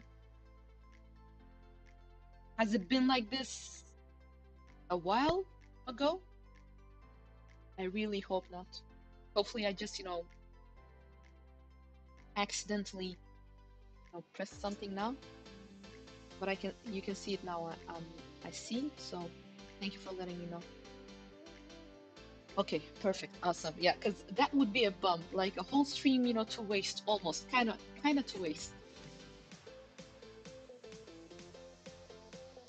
So far, Bitcoin's still holding that support, still within the channel, really, that hourly channel. Let's have a look at the 3-day Bitcoin chart, just because, why not?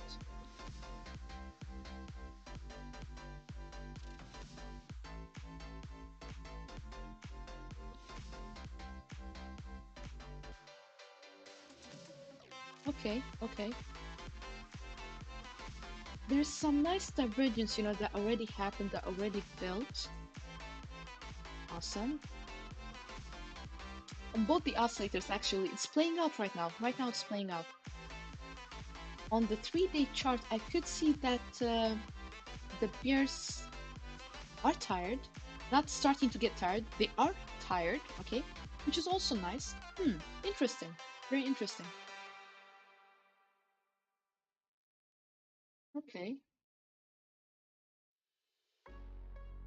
Like, yeah, we need that close. Even on the 3-day, like, do you see this resistance, old support, around 16,950? Pretty much the same. Like, when we look at the daily, when we look at the 4-hourly, it's all same. So we need that close. And we need that close soon, above that level, to see a continuation. And we need to hold this support area. We have to hold this 16,770-ish to 16,000, 700-ish levels need to be held.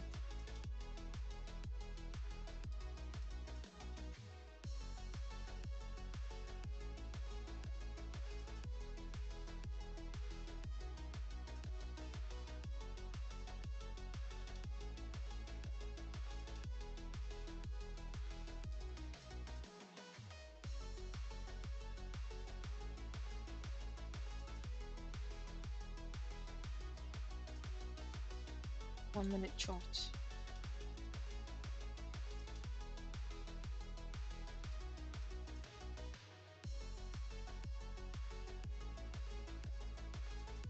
Okay, okay.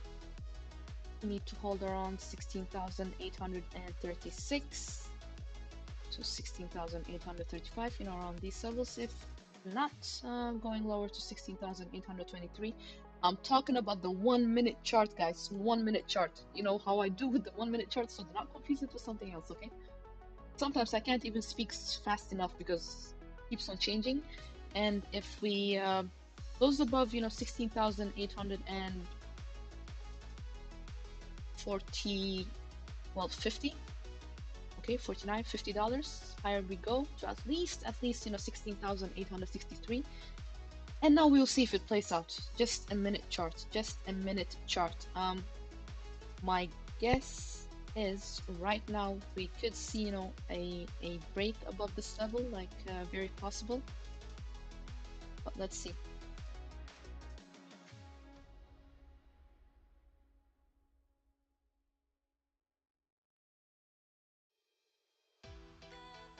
Nice positive momentum going on. But it's important we break, or above that level that I told you, 16,850.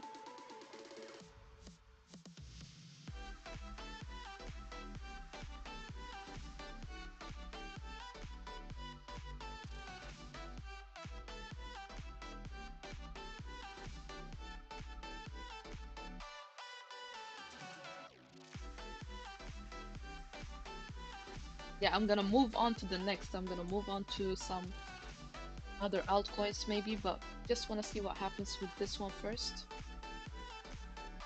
This 1-minute, hypothetical trade we are doing. Okay. Problem just came. We're going down. We are going down. We're not gonna continue up. I just saw that we got, rejected at these levels again. Like sometimes you could, see it because this was looking nice, but then, that warning sign that we saw. I do not care about these oscillators when they are looking confusing, bullish MACD. RSI looking fine as well, but we had that pullback, that short pullback because we got rejected again where? Around 16,849, 16,850.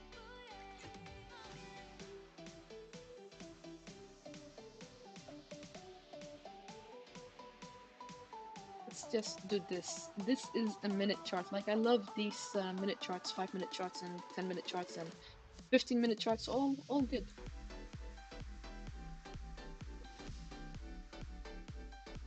Here's getting a bit tired, yeah? I mean, bull's getting a bit tired.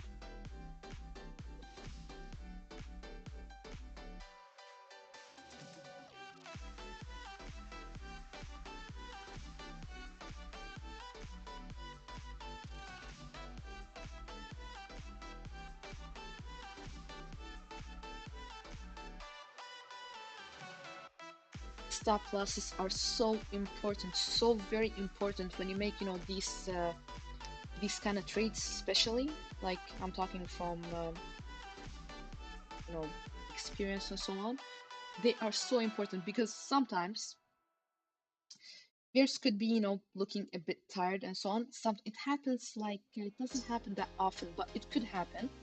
They look tired and so on, but then from nowhere, you see, a wick to the upside, and then, if you don't wanna,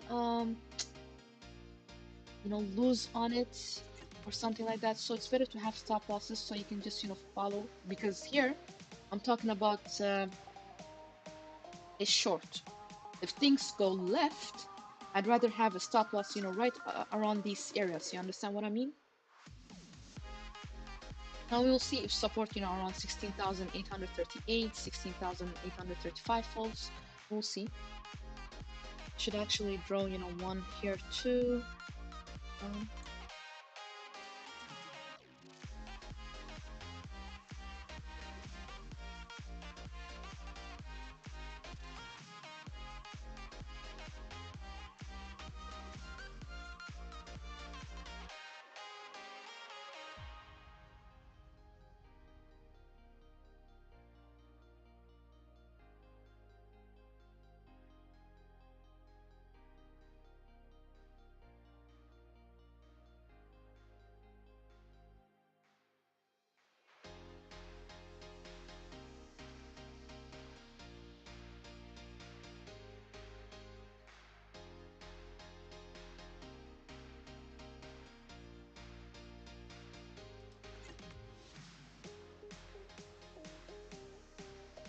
You see, this one was so confusing because, I saw this, then it kind of got a confirmation that the bears are tired, like they are tired, and immediately we change. Because as a trader, you can't be stuck on one thing. Like you go like, okay, I see this, and then you just, get stuck with that analysis. No, you have to be so flexible. You have to be so flexible.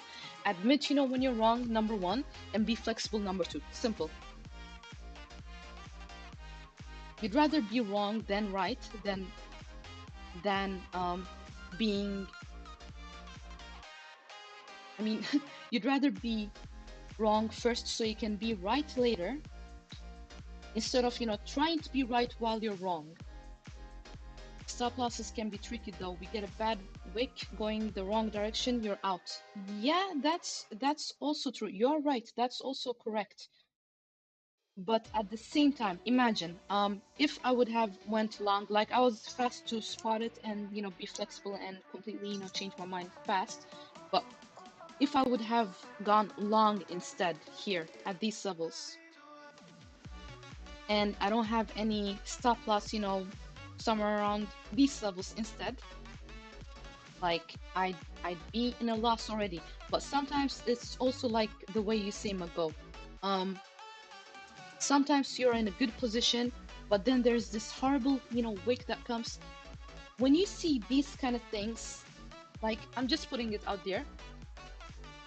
I've I've heard like, and Also from experience, like sometimes it really feels like the exchanges, are trying to hunt your stop losses, and then you get stopped out, and then it continues, you know, on a direction where you thought it was gonna go to, but you get stopped out for no damn reason, just because there's a hunt for the stop loss. I'm hoping at least it goes to 16853. Oh, you mean to the upside? Are you talking 1 minute chart now or 10-minute chart, Mago?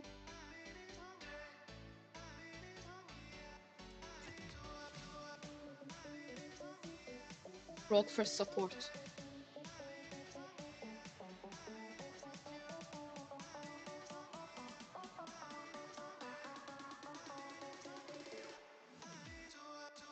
Like if this doesn't hold either, we're going straight to 16823 or something.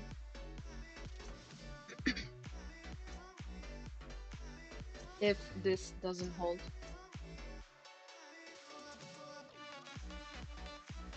1 minute chart. Oh, well, yeah, yeah.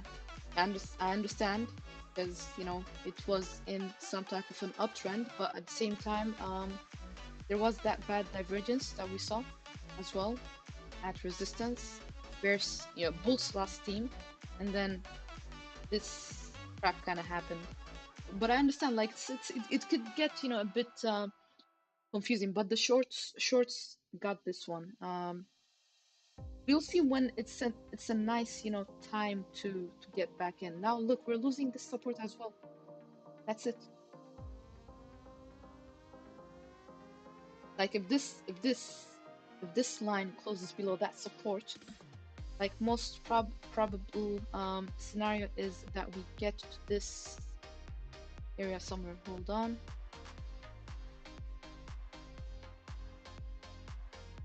Somewhere around this level right here. 16.8 to 5, 16.8 to 3-ish levels. If this candle closes below support.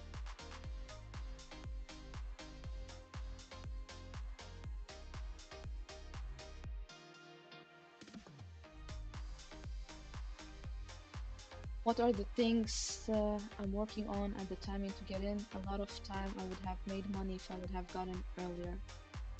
Yeah, you mean that earlier meaning, for example, here you were like, wait, like hypothetical long position, if I'm not mistaken. Do you mean earlier like as in getting in a long instead of getting in here, getting in here? Is that what you mean?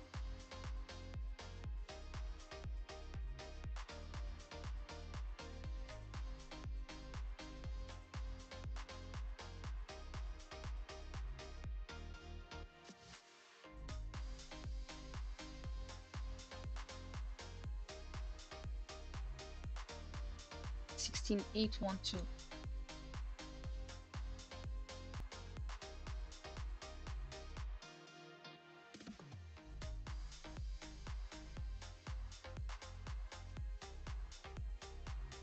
That would have been an awesome position, hypothetical trade, Mago, if you would have gotten in at 16812.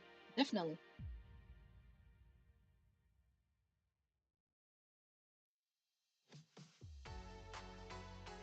It wouldn't have been as good, if you would have gotten in a long position around these levels, but if it was around 16812, that's awesome. It doesn't have to go all the way to 1653. You're still in a nice, like gainish, position. Like, I mean, that's not bad.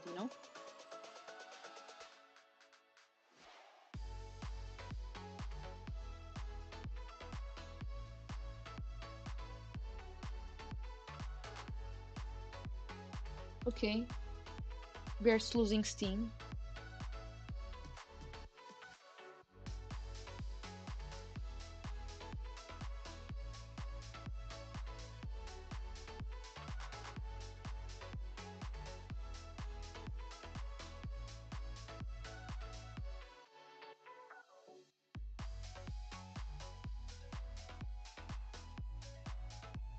Damn, so what? We closed above this support and then we opened. Wow, what a gap.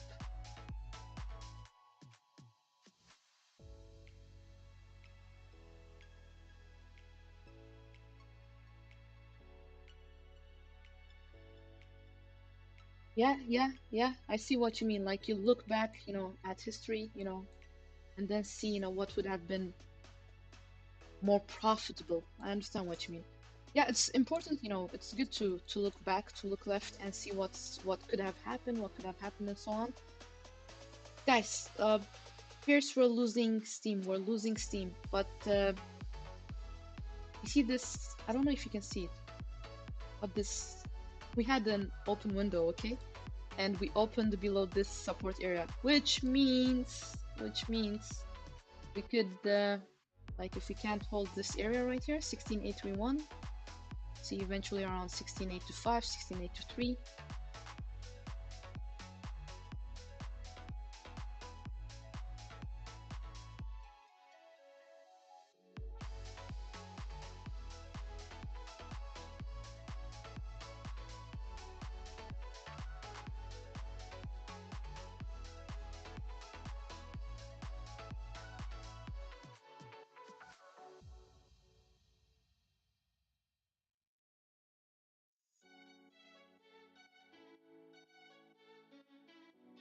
Damn, look at this.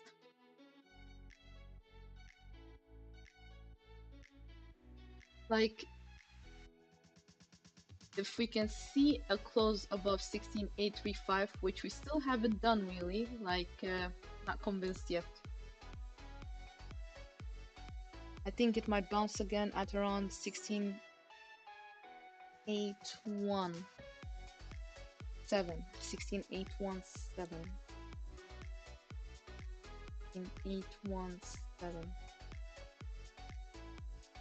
That would be around these levels.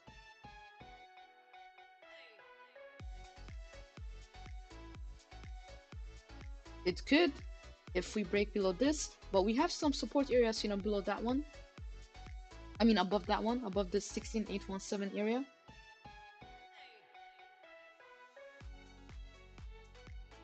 Come on. 5 seconds left. Like, I already see, reversal indications on the 1 minute chart.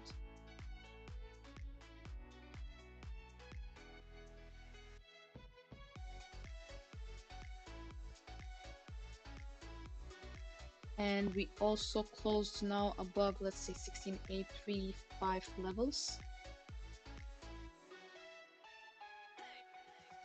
Bears were kind of, losing a bit steam. 1 minute chart. It's not what most people like to trade, but is it interesting? Very, very much. So we didn't come all the way to what, 16,832. We came all the way to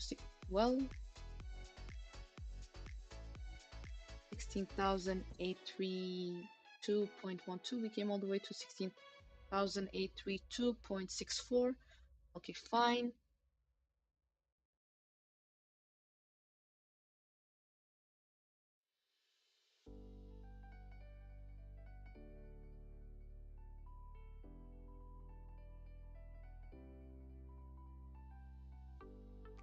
Tricky. On my poor man's volume profile is showing there is some volume going up above that area on the 1 minute chart. So let's see. I don't know. I could be wrong. Hold on. There's some volume going up above that area. Maybe I don't think yours is the poor man's volume. It might be my my volume because I can't see that, Mago. But thanks for sharing that. Possible.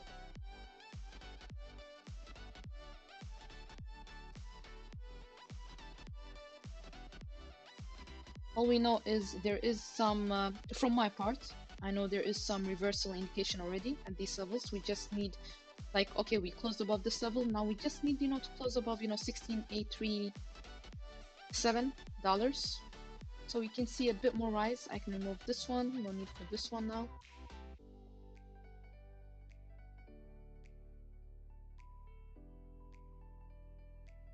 Yeah, well, since it's the 1 minute chart that we are looking at, like it's better that we know more of what the indicators are telling us in the 1 minute chart. Otherwise, the rest now we can just let it be right now. Let's just see what happens here instead. Oh la la, look at this.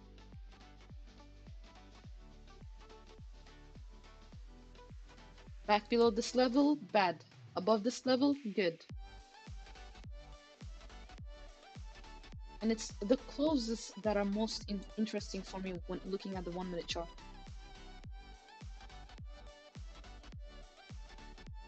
That's it. Where we closed below what, 16,832 if I'm not mistaken, right?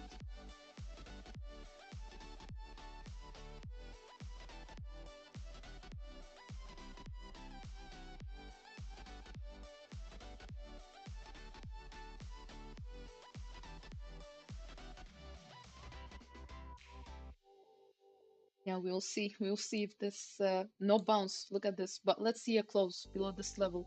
Then it's way lower we go. The 4 hourly or the hourly or daily and so on. I've been talking about this, pullback if we can't, close above a certain level and so on. That's also in the mix of what's going on with the 1 minute chart. But 1 minute chart, you can trade it, either way, as long as there's some volatility. No close above this one. We came all the way to this level though, but still no close above this one.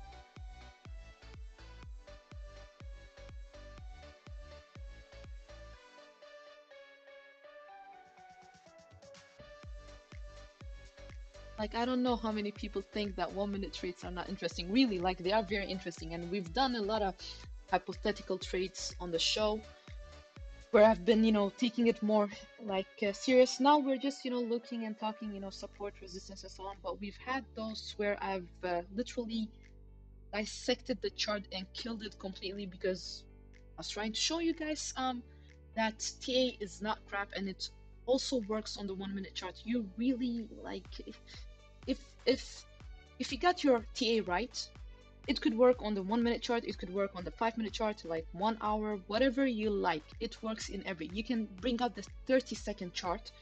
You're still not gonna have a problem, trading it. It's more difficult. It is more difficult, but it's not a problem to trade it according to TA.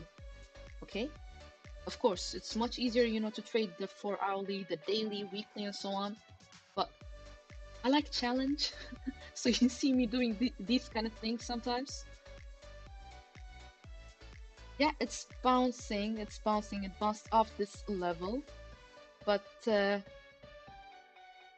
I'm not completely convinced yet. I want to see some more reversal indications, like would be better. For example, getting above this level right here,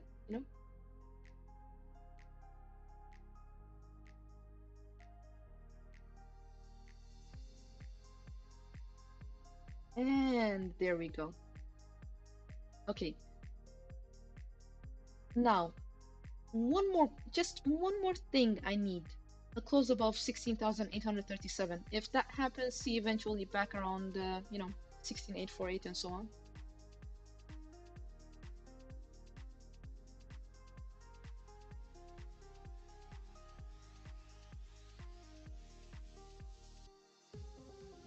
Strong weights going up and down.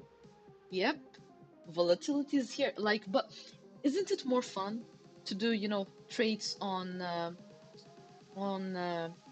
volatile markets instead of, boring markets where you don't see any action going on? But on the 1 minute charts, then most of the time there is volatility actually, so that's good. That's not bad.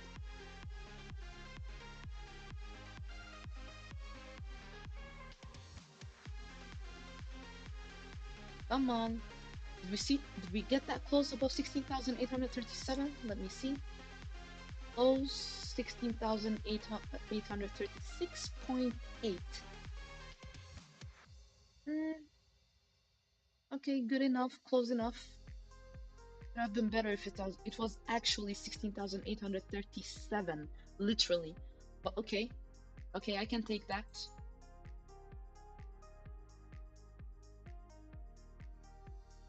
As long as we can hold now above, 16,835. You see?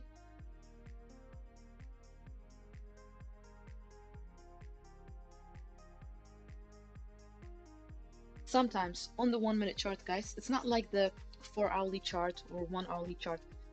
Those cents, that little difference makes a big difference. Big difference. So it would have been much better above 16,837, but fine. We'll take, 16,836 and see what happens. But above 16,837.02 to be more precise, it would have been a nice, go sign right now. But go, like you said, you're still, pretty much doing things. Yeah, you know what, Mago? Let's have a look at this. We're looking at the, 1 minute chart, but if we have a look at this, I don't know why I changed chart, hold on. If we have a look at this, we can obviously see that the bulls are losing steam. Like, they are, I'm not saying they lost steam completely, but they are losing steam. So it's very important, that we hold above this, support 16,773, and we do not see any 4 hourly or hourly close below it. Because if we do, eventually see back around, 16,700-ish dollars, and if we lose that one, any hourly close, below this level, lower we go. Okay, so it's the how the chart is looking on the higher time frames. It's kind of, setting out the trend for the 1 minute chart as well. But it does, in 1 minute charts you see corrections more often, and when I say corrections, after a dump you see some correction, if not a short rally and then another dump, or vice versa, a rally then some type of correction to the downside, and then, much more continuation to the upside. So it all changes, depending on.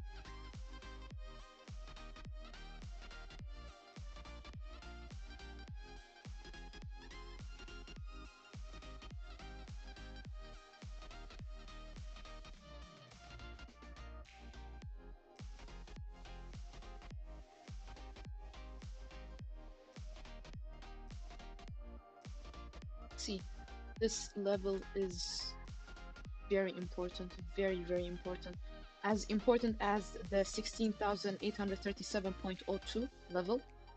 Very important. I could actually draw a box here, but don't want it to be, a lot of drawings here, so just keep it clean.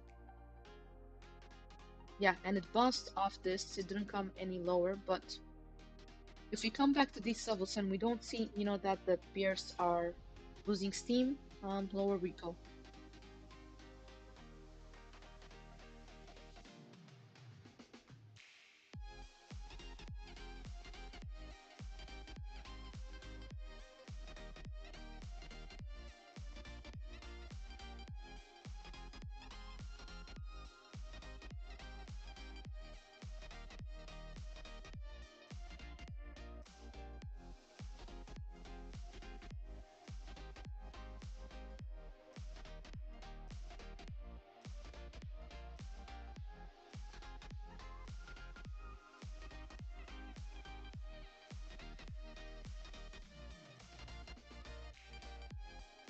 I mean, on the daily, if we can't see a close above 16,950, guys, today, like, preferably today, it's, I don't know, like, it's not gonna be in favor of the bulls, okay? We could see that, pullback that we've been speaking about. We could see it come. Let's see if about again it should, but like I said, the bears are getting strong. Yep, I can imagine it's looking pretty much the same on the hourly. Bears taking over. Well, they're not completely taken over, but the bulls are tired, you know? You can see it more better on the 4 hourly, but we'll see. Like the bulls have been trying to push, the bulls have been trying to push, but since yesterday, I haven't felt that. I was very, convinced that things were looking good, around these levels, and I was like, okay, we're gonna probably gonna go up, and this was on the 30th, okay? Since the 30th, fine, it's been looking fine, but since yesterday, fine, we got to close above 16.8, which is good. But since yesterday, like I haven't, I'm not completely convinced. I want to see that close above 16,950 to be completely, well, relaxed to say so. But right now, I'm just not. And if the daily, flops, like if things go south on the daily,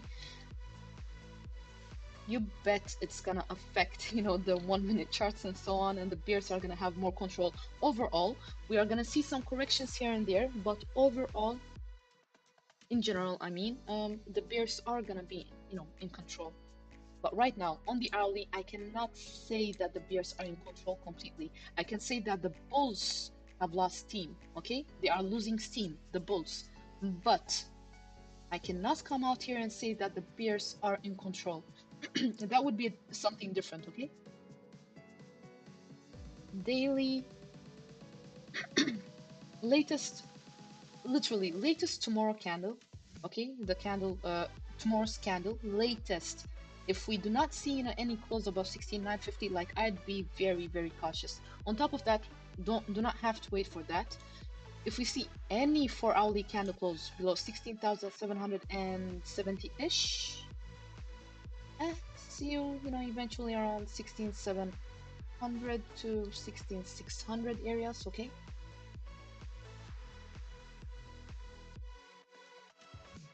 Look, look, Mago, excuse me, look, Mago. Again, bouncing at this support level. Again, okay? So that's nice, that's good, strong support. I think this time looks like, now the bulls are gaining control. We just need, the bulls are actually gaining control. The difference between this one and this one is a big difference, okay? We just need that close, above 16,837. And we're talking 1 minute. For anybody who's watching, please do not confuse this with the daily, hourly, 4 hourly, whatever other time frame there is, okay? We're talking about 1 minute charts. Like very, very, very, very short and fast hypothetical trades, okay? Look at this resistance again. Like, okay, do you see this, Mago? I think if it passes that support level, going to drop. Yep, exactly what I said earlier. Like if it passes this one, yes, we are gonna go lower. But until then, it's looking fine. Like I can't hate on it, The problem is we can't get above this support area. But the moment, let's say, I wanted to take a long, okay? If I saw this, bounce at support, I take along all the way, to these levels at least, and then I'd have, a nice, stop loss around these levels, because if it breaks, back, well, look at this. It's 1 minute charts. 1 minute charts, the bulls can have fast control, and then the bears can have, fast control. Like it's a fight. It's a continuous fight that never ends, okay? You can't stay even bullish for 5 minutes. Like sometimes it happens, but do you understand what I mean? Like control keeps on bouncing from one hand to the other hand. That's why eyes on the chart and you see what's going on.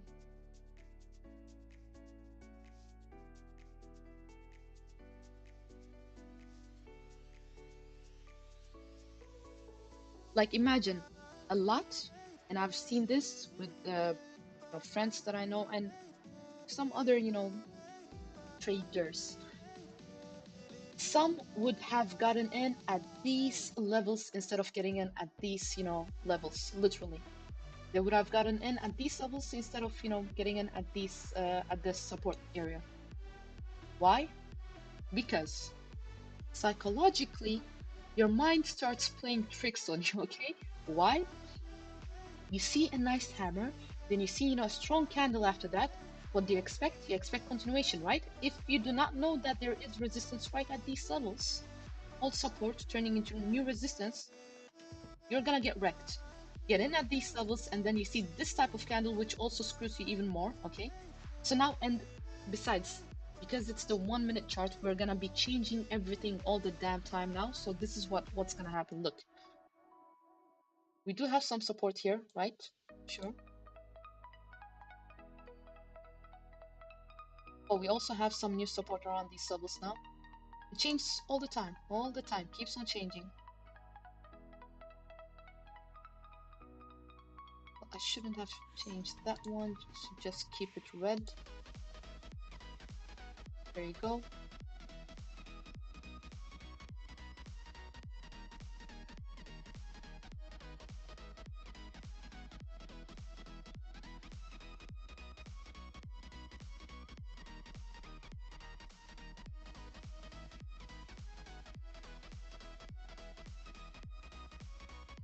Now we got this new support area, and this old one still is relevant.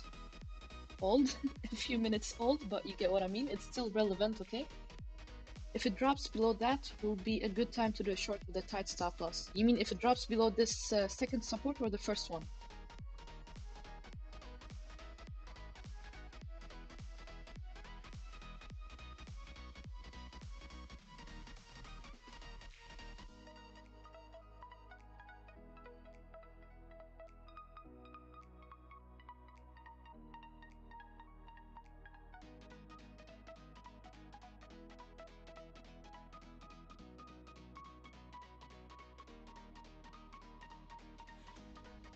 We got this, mini support around, just letting you know, around 16832, by the way. For sure, the second one. Yep, the second one, it would actually make sense on the second one. First one, not that much, but second one, yeah. If we break this one, like, chances are much higher. Well, we got another, just to be aware, there is another type of support just around 16821. Okay, let me just do this. This one was definitely strong. 16820, 16821. Let me do this, turn it to blue. I'd actually go for this one. If we lose this support, I'm gonna go. And we're talking hypothetical, guys. Do not, go and make those trades and I don't know what. We're talking hypothetical. I'd actually wait for this one, I'm gonna go. If this one breaks, then yeah, like very high that we come, all the way to 16, 807 and so on.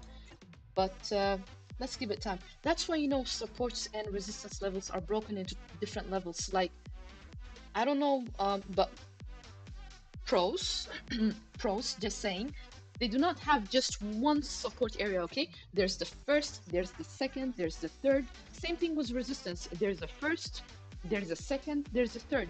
Because all those resistance levels are profiting levels, okay?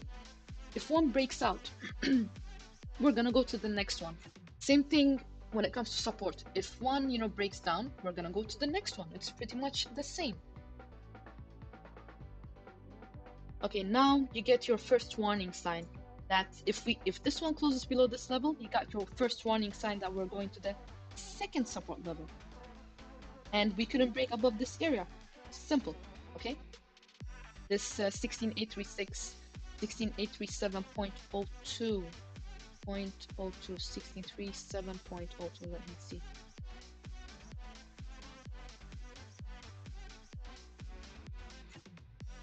Damn it.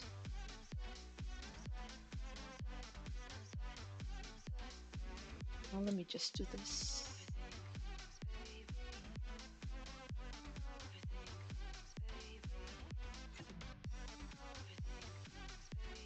Like I said, in 1 minute charts, it's better if you're more precise. Be flexible always, but better if you're more precise. Like, I was gonna end this stream because we've gone through a lot of altcoins. We've gone through Comp, VeChain, Cardano, Atom, Near, HBAR, BNB, Zen, Quant, and so on. But then again, I brought forward the 1 minute chart, and Yeah, now it's I'm stuck. I'm stuck with you guys, so it's a good thing. I'm happy, but you know, the 1 minute chart always gets you hooked. It always gets you hooked, especially if you love TA. It gets you hooked for real. Yeah, it's not looking good now. Yeah, you see, we are being a bit more flexible, so we really didn't close below this. Like we're still at support. We're still at some type of support. Okay, we closed below this level, 16,829. But let's see, bears are starting to lose their vibe, their thing. So we'll see what happens.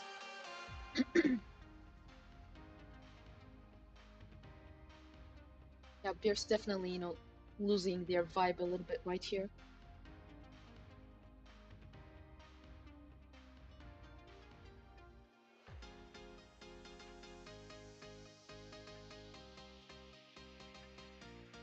Guys, if you are loving the show, thank you first of all for all the likes and so on. But if you're loving the show and those 1 minute hypothetical trades where people start getting stressed, just go ahead and press that like, hit that subscribe, hit the notification button so you do not miss the next live and so on. So you're with me and you're following and so you can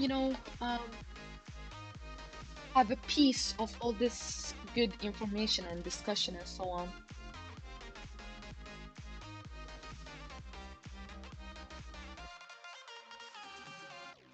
Fight. You see the fight, Mago? Like I wonder, maybe one day, I might, this is a maybe, okay? I might make a whole stream. It could be a short stream, but a whole stream where we just do hypothetical 1 minute trades, nothing else. I don't think anybody has ever done that. I don't think so. Like if you know any YouTuber that has ever done that, please let me know because then I don't have to do. But if nobody has ever done that, Chart Striker could be the first one, and then we'll see. Just a one-time thing because I know my stress level is gonna be on the top, but no worries. Whoa, whoa! What kind of drop was that?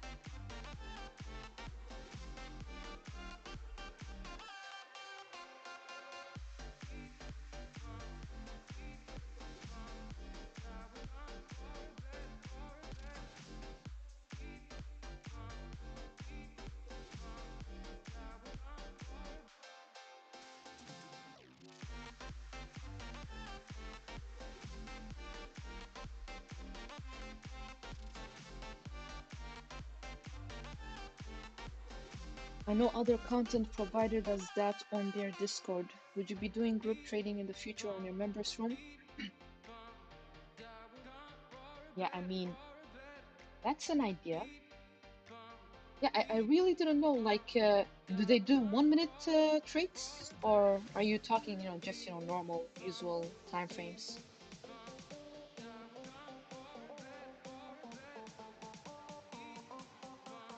Probably take a paper short if it goes below that line. I'm expecting this line, right?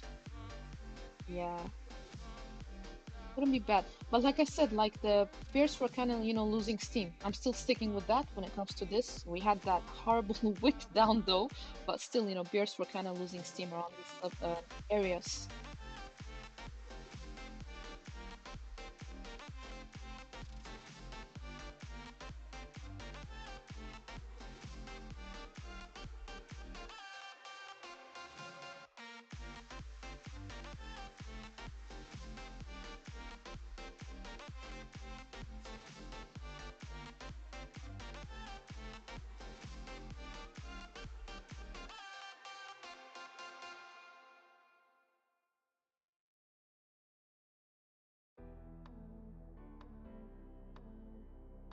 No, you start trading and you explain what you're doing, and we follow on your private paid groups.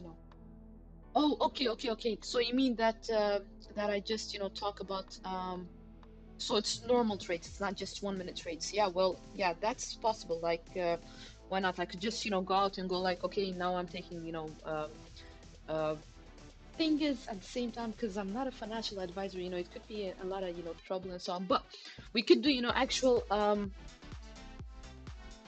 hypothetical trades slash there's one thing I'm gonna do though, Mago.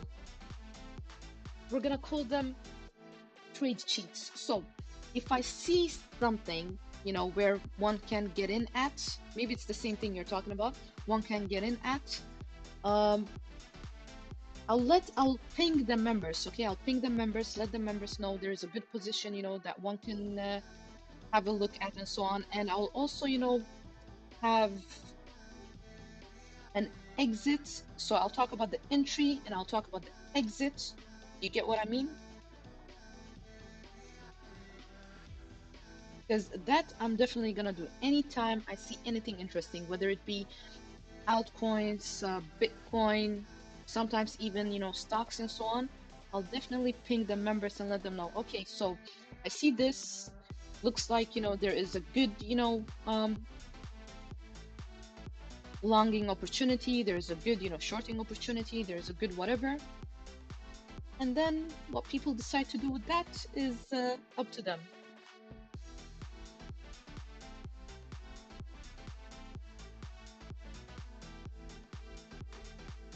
Yeah, then okay, then we're in the same page. Yeah, so yeah, definitely, Mogo. So anytime, I see something interesting and so on, it's gonna be pinged to the members, and I'll let the members know, because that is something I thought of already. Just trying to be, on the safe side, because I'm not, well, I can't legally give financial advice and so on. So, well, legally and legally, but you guys understand what I mean. I can tell you my opinions, I can tell you what I see and so on and so forth, but I have to keep a fine line as well. But definitely, we're gonna have trade cheats, definitely, 100%. Because sometimes I do see, some good things. For example, near all these right now, for the moment, like at the moment, I'm speaking about all these on YouTube for free, so anybody can actually, do something with the information I'm giving. But there is gonna be a time where it's gonna be definitely for mostly for the members, and yes, of course, but we can follow and you can always put the disclaimer. Yeah, definitely. Yeah, I already have the disclaimer on YouTube and so on, but definitely, you're 100% correct. That I can do, Mago. Because why not? I already, do it on YouTube and so on. So if I, for the members, 100%, 1,000%, 100%, like I have to do that. Because right now, for example, if people have been watching this channel, like we called out, the run on Bitcoin before it happened. We called out the run on near. Um, some like haven't been respected. For example, H bar. Well, it got respected TA wise, but that run wasn't hard. It got rejected at 0.0444. Atom was one that also did not, respect the TA. The cool part is after the fact, you could show some of it on YouTube. That's definitely, yeah, that's a good idea actually, Mago. Yeah. So people who are interested, to join the Patreon can just, join and get more of the good stuff. Yeah, yeah, it's true because we already do it, on YouTube, literally, literally. So anybody watching this channel could have, I don't know, seen what's going on before it happened. But yeah, it's gonna be mostly for the members later on, and then I'm gonna be talking about crypto and so on YouTube, of course, but members first. Members first. Sometimes, of course, it's gonna happen that the people on YouTube are gonna get the good stuff, first. Well, everybody first, but mostly it's gonna be members first.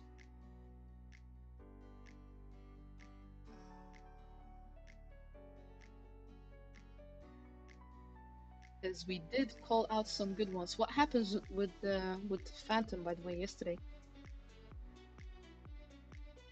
Did we get some type of rejection around 0.22 levels? Yeah, okay, we pulled back down after that. We wicked all the way to 0.2231.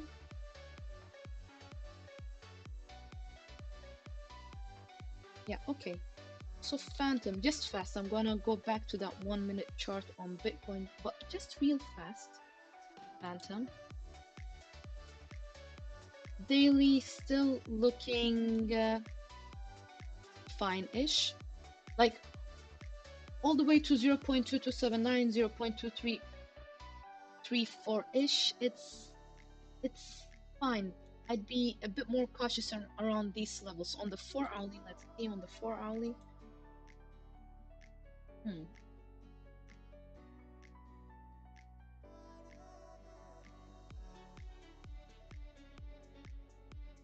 Guys, on the 4-hourly, things like moving averages are starting, to look a bit better for Phantom. Daily, pretty much bearish. I'm talking about the 4-hourly frame. We got short-term trying to get above mid-term. On my other screen, short-term is already above the mid-term, okay? But long-term, just like this one, is still above everything else. So we need some action coming in. And then we do have this support around these levels. Look at this, hold on. We got support around 0.2155-ish levels, okay? Like, look, old resistance, new support. We actually came all the way down. We pulled back up, like, earlier yesterday, If we break this one, actually, I can draw a box right here. Hold on.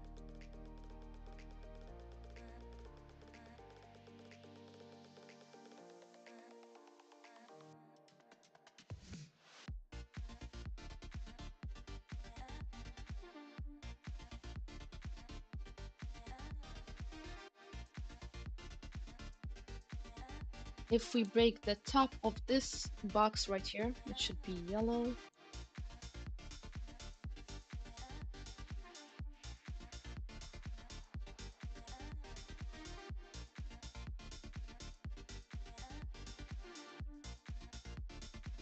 Then see eventually around 0.2088. I think it's the same on the hourly, right? Now hourly we do have some support around 0.2121, okay? We break anywhere below that one on the hourly, then straight down to these levels at least, okay? 0.2070 levels. Daily it's looking fine. Let's positive momentum. RSI looking nice. Let's see now.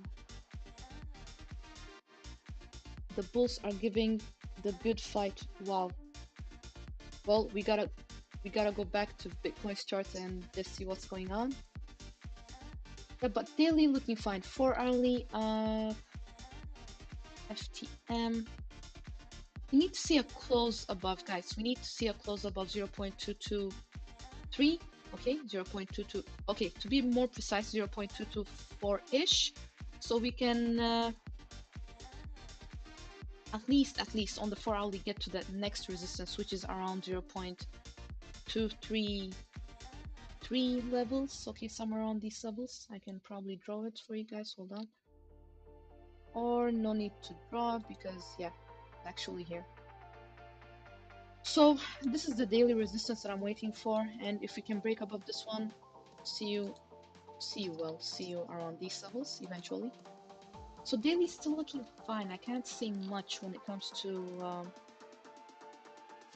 Phantom. We just need an hourly close. On the hourly close, if we could see any close above 0.2239, 0.224, confirmation that we will go higher to at least these levels, okay?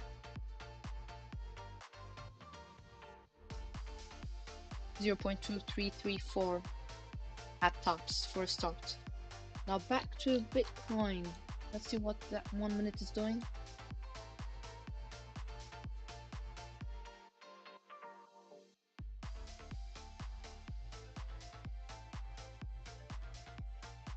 So the bears were tired around these levels. Nice. As predicted. As predicted, okay? So what happened? We got a little, rise, and since then we are being rejected at these levels. Funny? Not funny? I mean, funny PA-wise, good. Not funny if one goes in at these levels, okay? So we got rejected around that $16,837.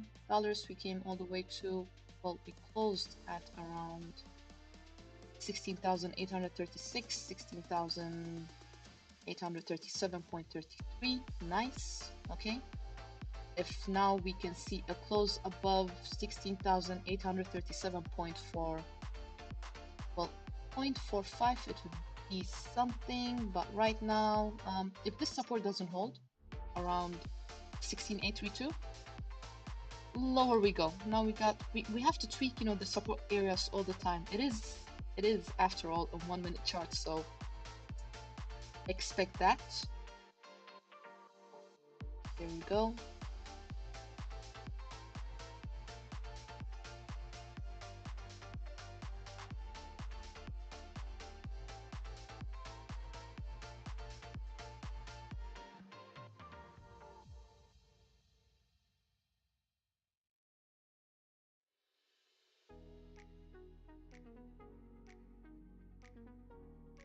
There is definitely a fight between the bulls and the bears, like definitely 100%. And I'm not talking about the 1 minute chart. I'm looking at the hourly, at my other screens and so on. Like, there's a fight. There's been a fight since yesterday. It's still going. I think, like, bulls are trying to come in, get above that $16,950. Bears at the same time are trying to wreck people who think like, who probably think that, okay, well, we are safe now, no need to worry about anything, but yeah.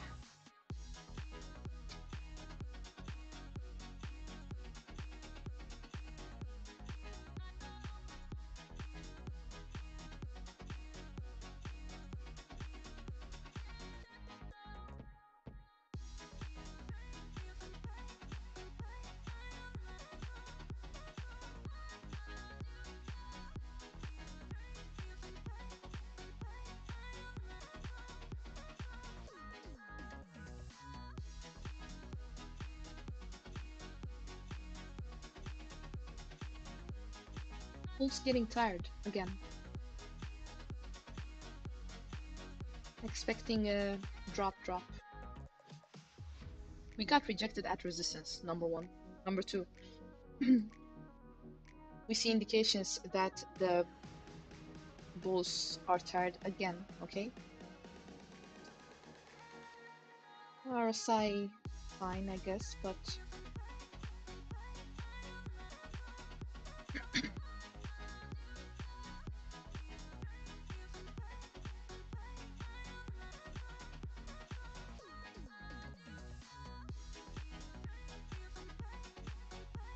hold on.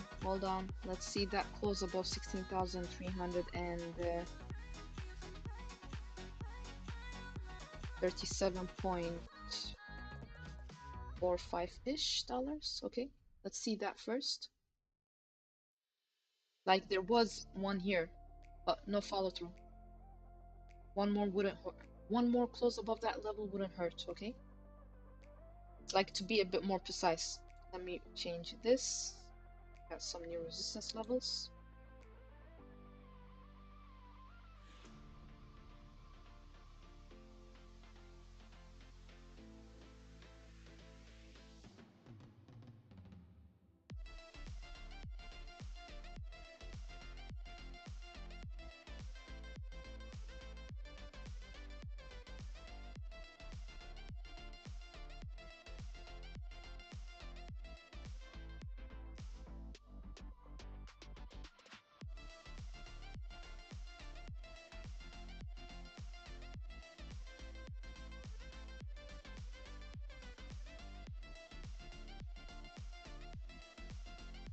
You see how one can get very excited looking at this?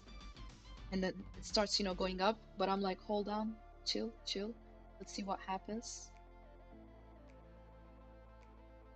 This is how one can get wrecked. You see, some power coming in, action, starting, to turn to the upside. But it could be some type of a trap, so you gotta be a bit cautious, just patient.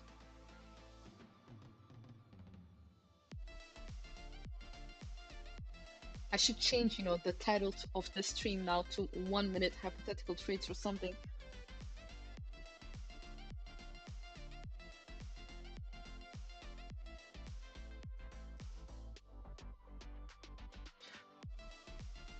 Or maybe next time, I don't know. One of these days, I might make a live stream, then end that one, and then immediately, head over to and make a new one, where we just have, hypothetical 1 minute, trades. You see, there's a range going on. There's a range going on, Mago, between 16834 to this level right here, 16837. It's kind of ranging between it right now. But yeah, one of those days I might, just make a live stream. So, the official live stream where we talk about different markets does not get, does not become longer for some. So I might, just, cut one live stream and then just, head over to the next live stream immediately where we will just have hypothetical trades on a 1 minute chart. Maybe we can change it to 10 minutes and so on, but 1 minute chart, most of the time.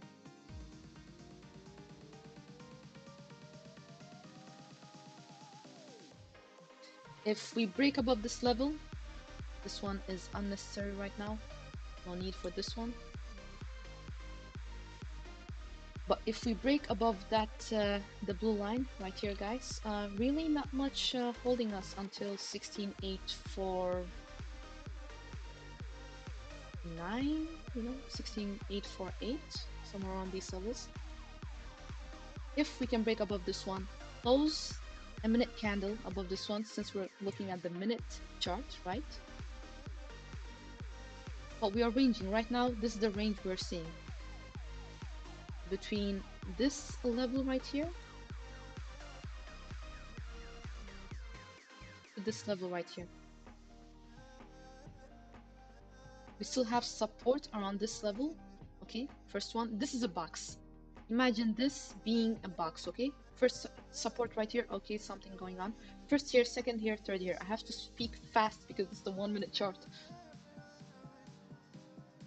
But not convinced. You see, not convinced. Like, I'm not gonna be convinced until a certain thing happens first.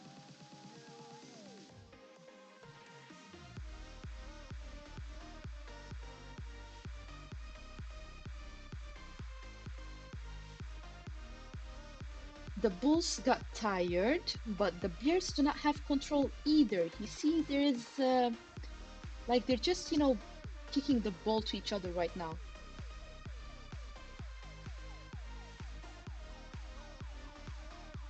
Like horizontal trend lines is one of my favorite things. We need a nice wake up. That would suck in so many, because if people are watching, the 1 minute chart and they see, a nice, green candle before the wick even happens, people are probably gonna be getting in. Those who trade at 1 minute, like, just imagine.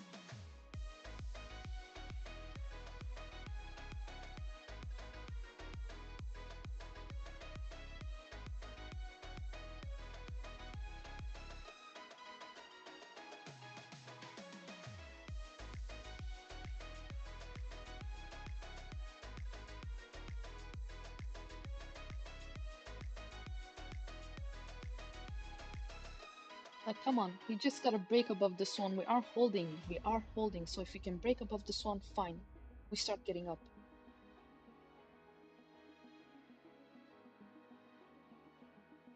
And 8 for 16,848 to 16,850 is the level I'm looking at. I think this is that candle that could take us there. But let's see a close. We saw the first close above this one. But this one definitely could be the candle.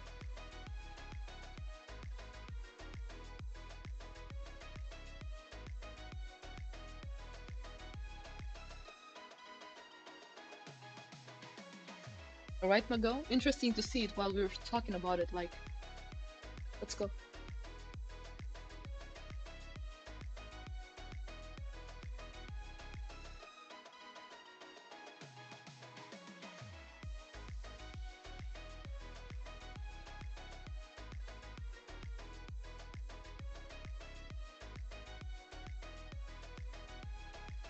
Do your thing, Bitcoin. Do your thing. Well, we got our close above that. Just more confirmation. We already, we're ranging, and then this push. Fine, nice, awesome. Can we get a 16,850-ish levels now? So we can, just, be happy with the close and then move on.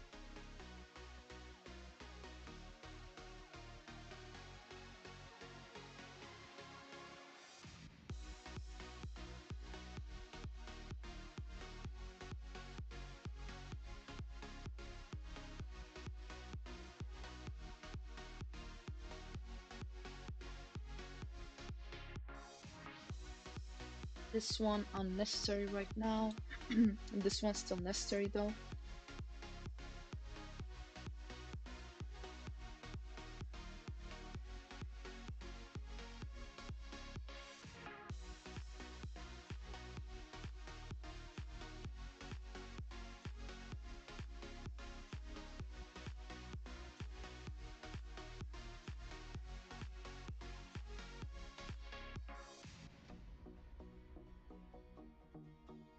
This is very fun to do. Like, this is my favorite ways to chart with you. Thank you, Mago. Thank you. Like, I'm glad you like it. I'm glad you're enjoying it as well. And the rest of you, I hope you find it entertaining as well, because I definitely do think it's entertaining. So I'm glad you like it, Mago. It's because of you, just so you know, you can take the credit for this. It's because of you I decided, to show those 1 minute, hypothetical trades, when doing live streams, because I figured you had good questions. At the same time, I figured, well, look, just want to say, bear's getting tired before I continue on. Bear's getting tired. I mean, bull's getting tired. Sorry, before I continue on, because it's a 1 minute chart. You gotta be fast as hell. So we need a close above 16,844. But yeah, okay, now I can continue. By the way, support, old resistance for now, fine. Yeah, it's so I decided, like, I saw that you enjoyed it, first of all, and second of all, I know there are a lot of people out there that do not believe in TA. They literally think TA is crap. Like, they do not think it works. And that's for a person who knows, TA and believes in TA and have seen what you can, do with TA.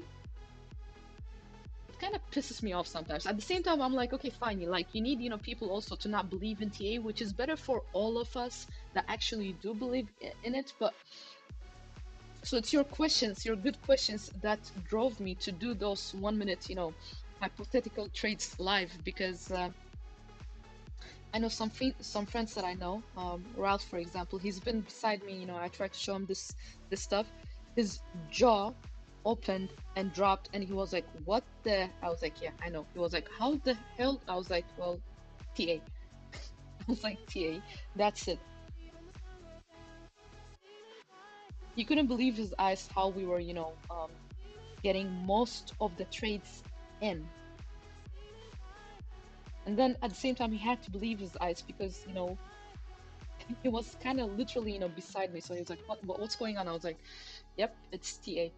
And he wasn't, he believed in TA, but he never actually saw it. He didn't see me taking, actions in front of him. Then when he did, he was like, "Okay, like, I gotta learn this stuff." I was like, "Yep, you definitely have to learn this stuff." You see, it's good that I stopped talking, just to let you know that the bulls were tired, and then this happens. You get me? We couldn't come all the way to 16,850 fast. Doesn't matter, because if I would have seen this, I would have started to be cautious again.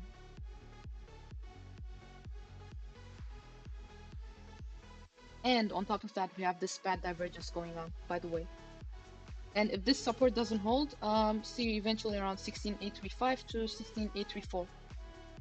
Well, to be more precise, 16835.65 to 16,834.23, guys, okay?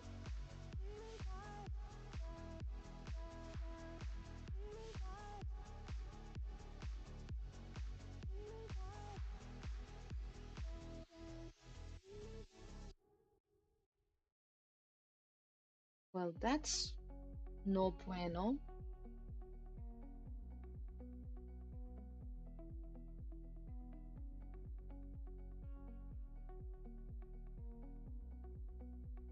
Like, my idea is if we could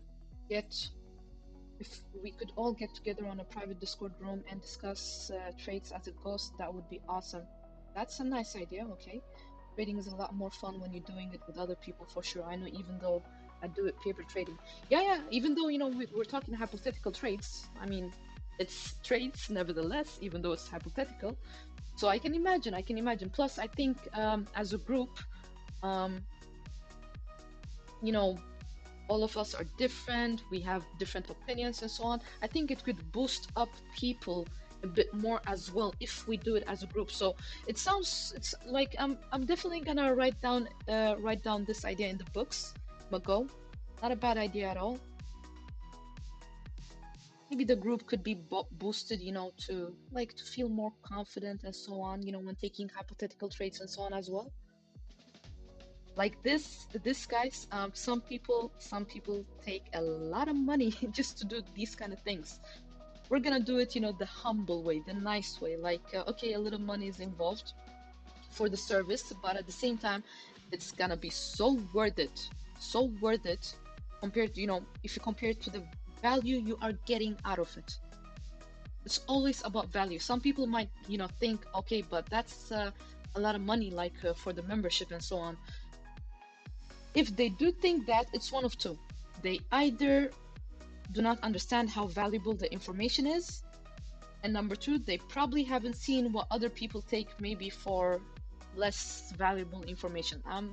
Because people who give, real value, they are gonna charge you. I know that for a fact. You're gonna be charged high, unfortunately. Okay, we are back at support. We started, coming down. Bears. I keep on saying bears. I mean, bulls got tired. Bulls got tired around these levels. We started coming down again. We are at support right now. If this support breaks, you know what comes next. But let's see. Let's see if I don't see that the bears are tired yet. Let's see how this candle closes and the next one comes. But right now, I do not see anything indicating, otherwise. So just chill. We called out this before it continued, so good. The bad divergence was there, so fine.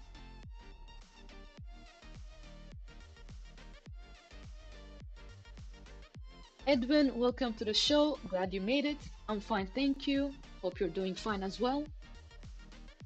We kind of already went through the altcoins and Zen and everything. Now we're just, watching the 1 minute chart and doing hypothetical trades, calling, exits and entries before it happens. So glad you made it.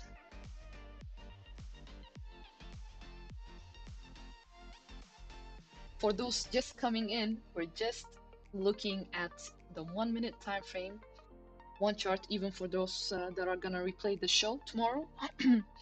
So I think I'm done, with the looking at the other markets right now. So we're just gonna have a look at the 1 minute, chart, do some hypothetical trades at the same time, and learn learn some. Yeah, okay, so I didn't see the bears losing steam at all around these levels. Let's see if this support holds now. I still do not see that the bears have lost steam though, okay? Just saying. But let's see what happens with this line. We do have some nice divergence building. Keep this in mind. We have some nice divergence building right now on one of the oscillators, not both, but on one of the oscillators. Definitely it's here, okay?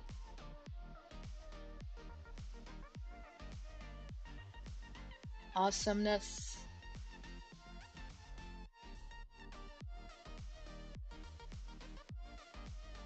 Yeah, like possible. We see some nice divergence. We are at support, like we were ranging, around these levels. But I just want to see that, like, it feels like, the bounce could be itching, like it could, be around the corner. But I just want to see some more confirmation. Like, okay, okay. So bears starting to get tired, guys. Are you with me? They are starting to get tired. I did not say they are completely tired yet, but they are starting to get tired. Let's see what happens. Nice divergence. Still holding support. Actually, twice now.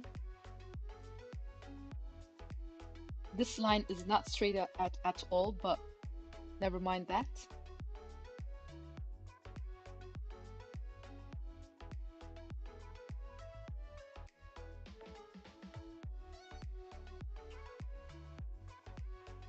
If they take over, if the bears take over again and we close, somewhere below that, they are back. But right now I can see, they're a bit tired, so we'll see what happens.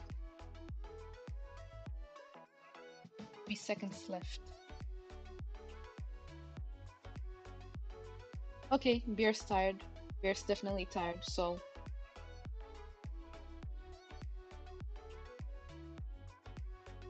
you see there's a difference when I say bear's starting to get tired and bear's definitely tired now. Now I can see they're tired, and we got our first half week negative momentum because it's still negative, but it's not that strong right now.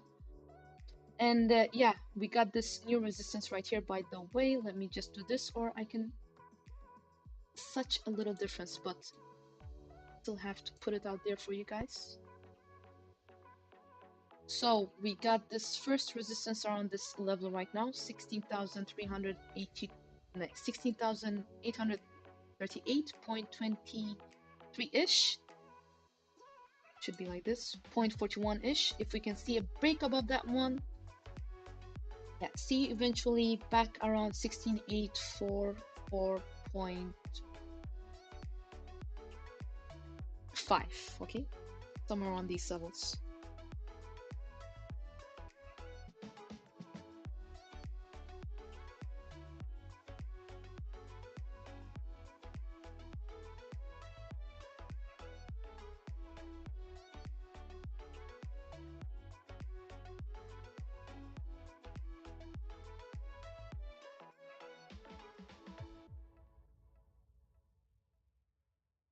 I'm looking at the altcoins at the same time. If there's anything interesting we can have a look at while this is doing its thing, and then we can get back to the 1 minute chart. But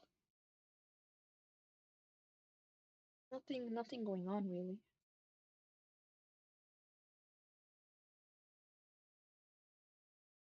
That's $16,950, guys. I don't know how many times I'm gonna highlight it, but it's so important. Oh, that rejection at these levels.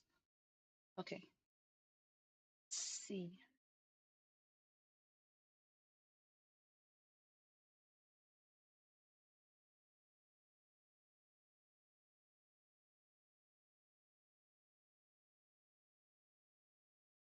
Well,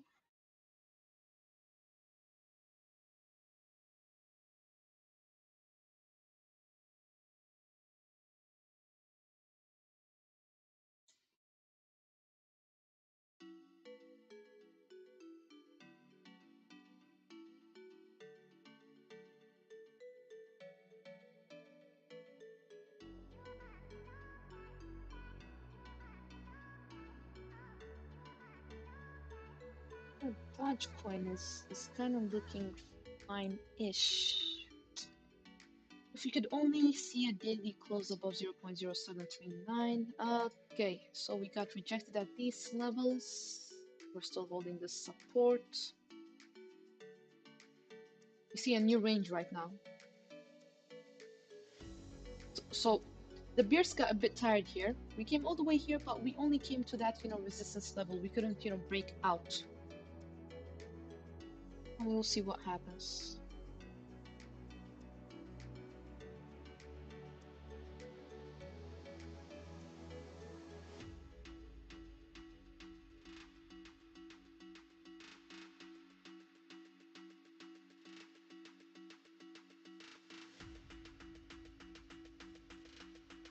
Like, I don't know why, but I'm still expecting some type of a pullback when it comes to Bitcoin. And I'm talking about, the 4 hourly and daily, because we still cannot, break above 16,950. I do not care about shadows and wicks. We still could not close an actual body above that. And look at this. Now we just broke below this this support right here.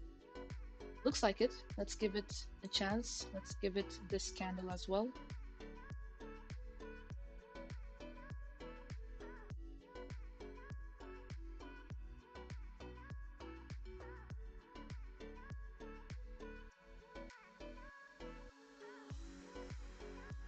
Yeah, this is not done going down, guys. Yeah. 16,834, and this one opened at 16,834.24, literally. Yeah, we're probably not gonna come back a bit lower, probably to 16,830, like we'll see if this holds. Should be a bit lower.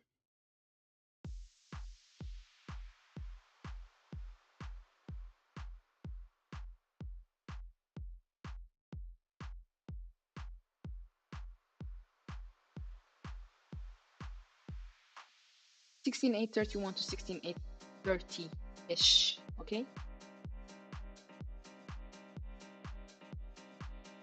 That resistance here was hard.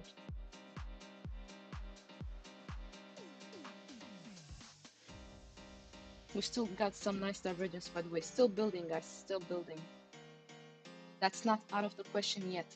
It is gonna be out of the question if we close below this support though, okay? If that happens, then forget about it. But until now, we got some nice divergence on both the oscillators, fine? Okay, if we close below this level, see eventually, like there's really not much, 16,830, close anywhere below it. Not much holding us until these areas, but bears getting tired right now. There's a fight going on. If I could only speak fast enough on the 1 minute chart. Anyways, bears getting a bit tired right now. Let's see what happens. Old support turns into new resistance right now. That would be around 16,834-ish levels. If we can break above that one, see eventually around this resistance level next, okay?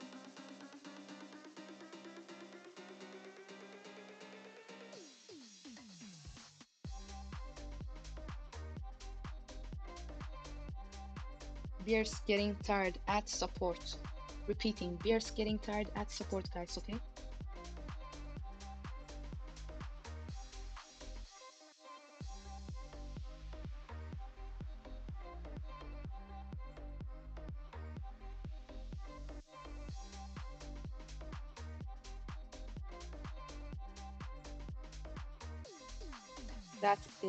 That is completely changed now. 16,830 broke. Bears were getting tired right here around these levels. The moment we closed below 16,830, that was done. That was done. You have to immediately, change your mindset and see what's coming next.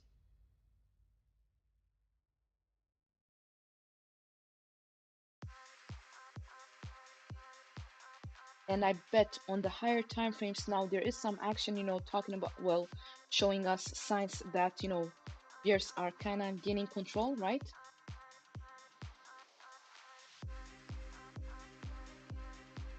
Let's see now, 16,827.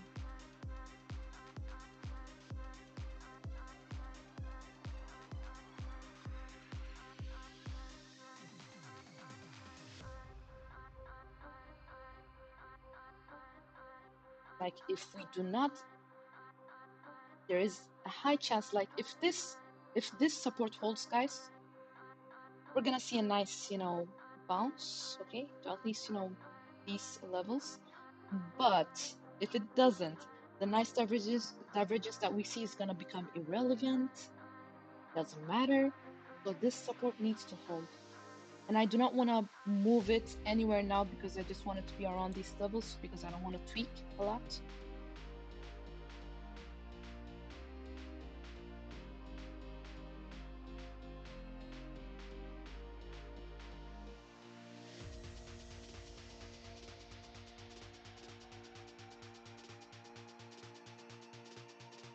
Yeah, if it goes below that one, definitely lower we go. Definitely 100%. So we'll see if this one doesn't hold it, that's it. But again, signs that bears are getting tired. It was like the same thing we kind of saw, around where was it? These levels right here, but then it turned, red from pink to red. But again, signs, I can see signs that the bears are starting to get tired. But will it hold? Will the bulls come in? Or are they out and look at that. We literally came all the way to this area right here. Literally 16831. High was 16831. Here 0.80, here 0.92.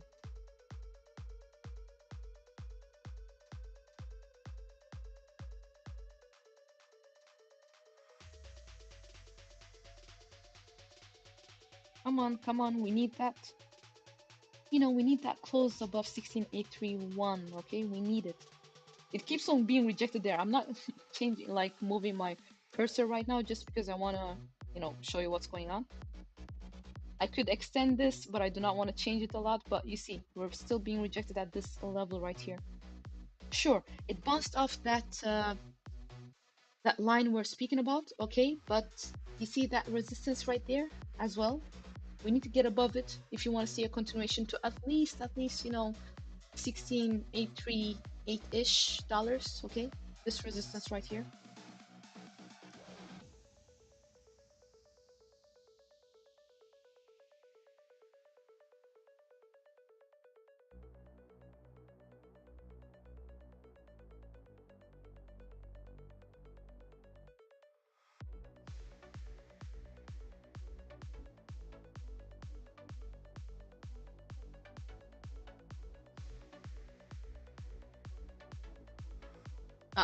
Time to go down, guys. This was not a nice look. Okay, now resistance has changed. We have a new resistance. I keep on doing this because I have to. Wholesalers are trying to keep it up. I think they're buying a bunch. Yeah, it's not working out that well for them right now. Like, Michael Saylor, selling Bitcoin around $16,700 when he sold like 700, Bitcoins. But then he decides to buy again when it goes a bit higher. Like, I do not understand what he's trying to do. Okay, we got some new resistance, guys, around these levels right now. Yeah, things change fast in a 1 minute chart, like fast. Now we need it to at least get above this area right here for us to see, a flow to the upside. Otherwise, yeah, that's the new resistance right there, as you guys can see.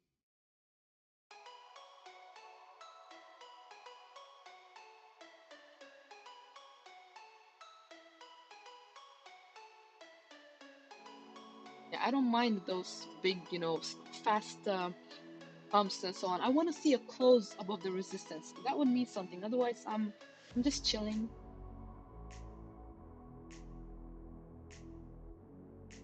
Oh, by the way, second new resistance right here. Have to be fast, fast, fast. It's actually the same, right? Hold on. 83180. Yep, it's pretty much the same.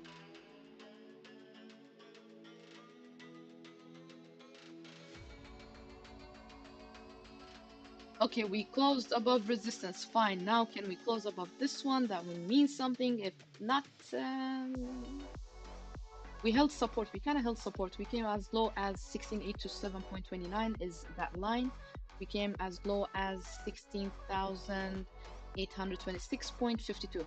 So, eh, not to the dot. It would have been better if we completely didn't like get below this support area, but fine. I can take that, fine. Pierce got tired again, but we were at resistance. We broke first one. Can we close above the second one? Because if we do, see around 16,838.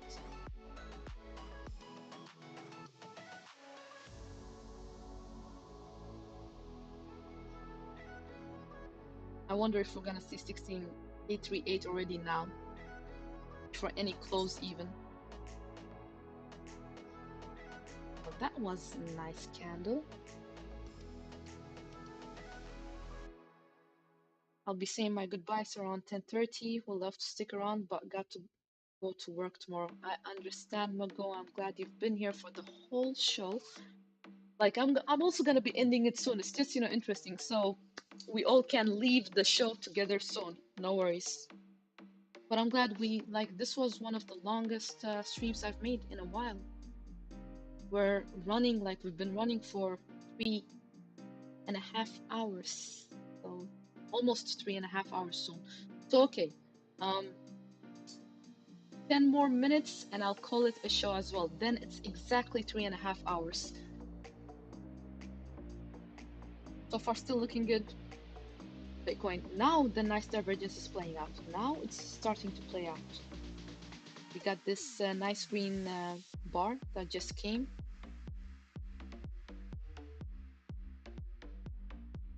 Remember this line? Kind of resistance around these levels. Okay.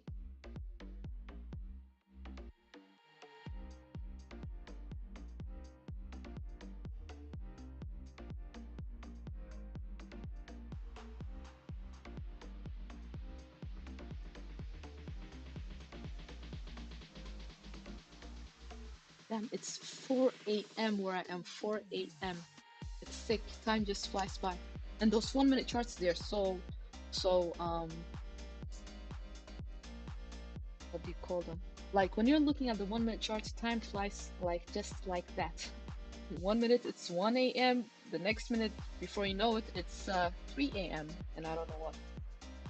It goes fast.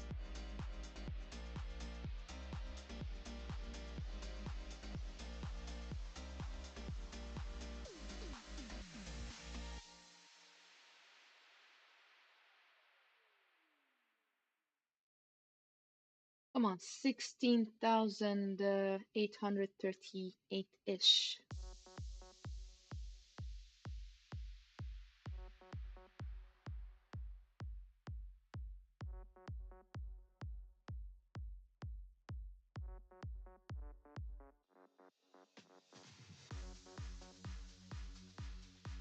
Right? It's crazy. Time doesn't even go, by that fast when you're looking at an hourly chart. But 1 minute charts, I think it's because people are, one is busy, trading it and watching it all the damn time and so on. So you get pretty busy. So it just, passes by you. Like one hour chart, you can chill like for an hour or two or something like that, sometimes a few hours also. Look at that resistance area. Oh, oh. Guys, if we break below 16,827-ish, now we just got rejected at resistance, okay? If we break below 16,000, well, we couldn't even come all the way to 16,838. FYI, we couldn't even come to 16,838. Like, how bad is it starting to look at in the higher time frames for Bitcoin? Let me have a look at the 1 hour chart. Hold on. Not this. You can watch the 1 minute chart here. Got my other chart. Yeah, okay. We're still above. We're still within the parallel channel, so it's not that bad. Like it would be a different situation if we actually see an hourly close below $16,800. Okay, that's something else. But until then, it's hanging, not looking the best. Looks like it wants to go down a bit, but we'll see if 16.8 holds. Again, this support held again. Okay, there are new resistance levels and so on now, so I have to change everything.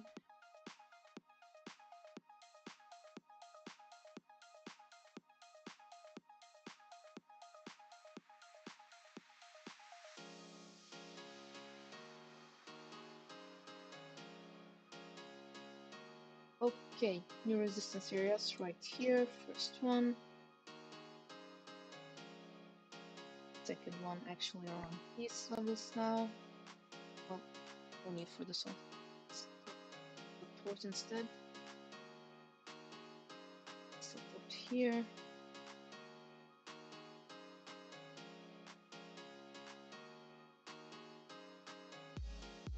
It's actually close to this one, but just saying. And then this one we can move a little bit, you know, to these levels, okay?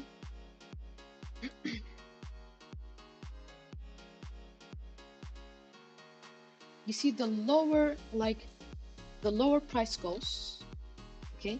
And the harder it is to break above certain resistance lines. You see how I keep on tweaking new resistance lines that are lower than the others?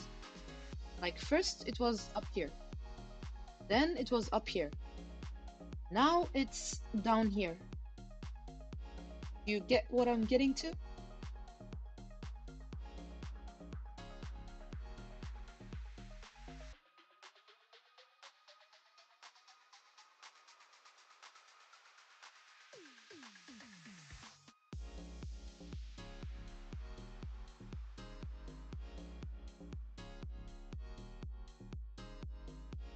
Awesome.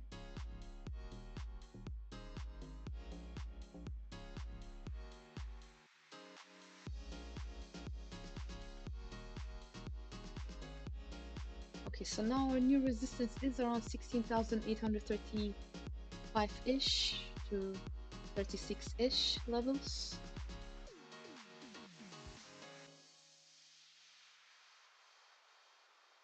New support between 16.827 to 16.826.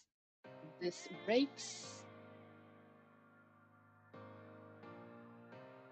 And let me do this.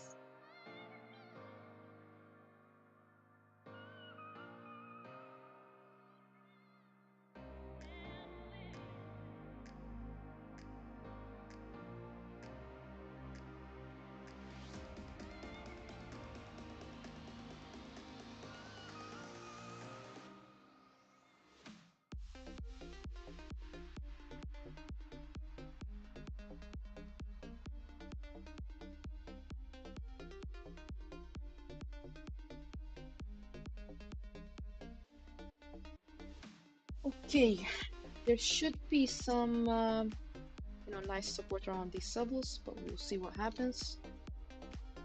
Either way, if this breaks, like probabilities are gonna become much higher that we'll see if this holds, but much higher that we come to these levels still.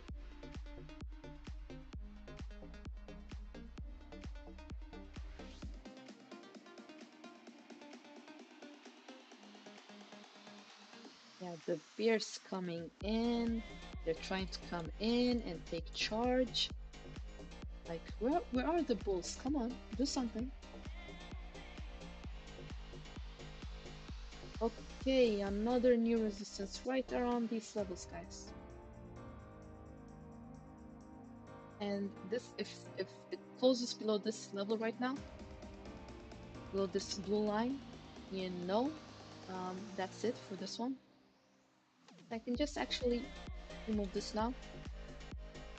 We got resistance right around these levels, literally around these levels, okay? 16.8 to 8.10. So we need to see a break above this one to then see, you know, at least, you know, levels of 16.832, 16.836 eventually, but resistance right here, right there.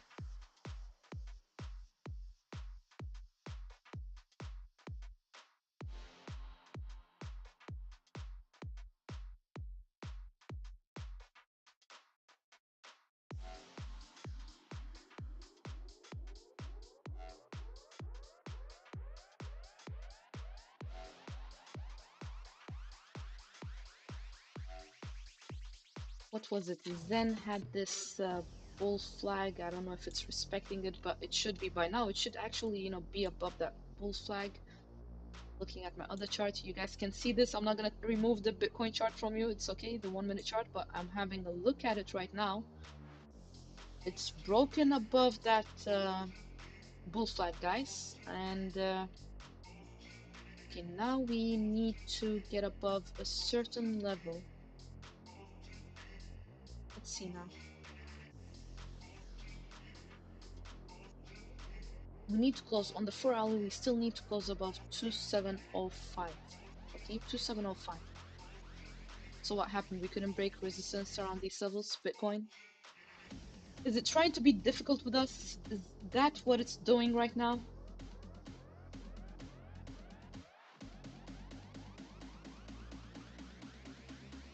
What a nice bounce so far.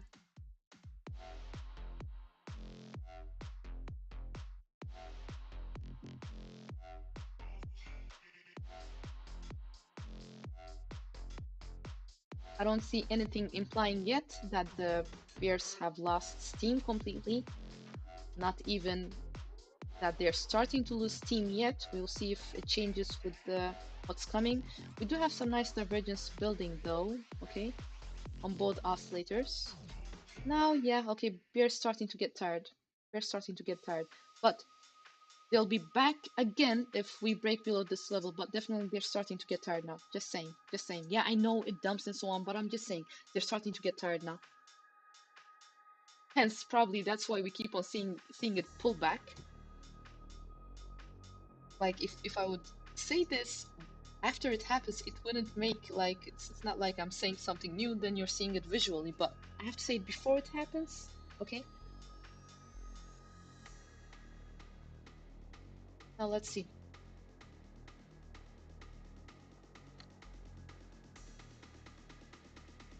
Yeah, support kinda is holding, okay? We still haven't closed below that level.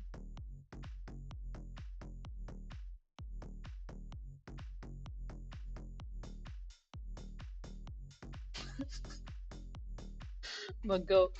I understand what you mean. I understand what you mean.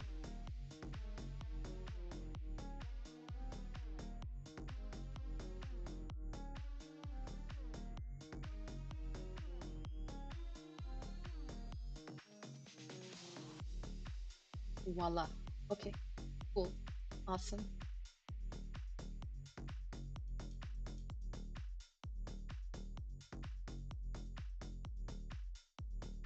So bears got tired. We didn't close below this level.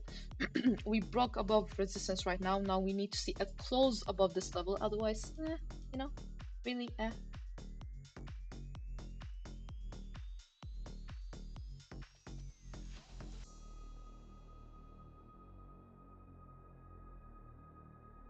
5 seconds left. Let's go. And we got our close. Awesomeness. Okay, can we see some more, push now to at least, 16,835 to 16,836-ish? Come on.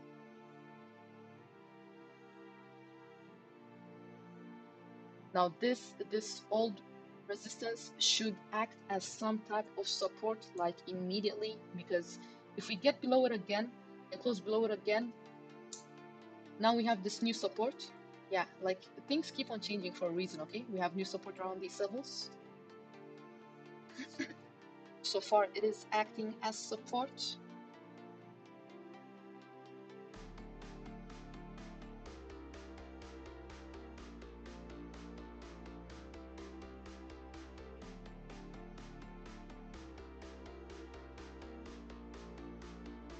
Five, four, three, two, one. And we awesome. Like that all the resistance acted as support, good, but are the bears back again? Jesus. Come on, we gotta close above this one for the continuation to go on. We have to close above this one, above this old resistance area, okay?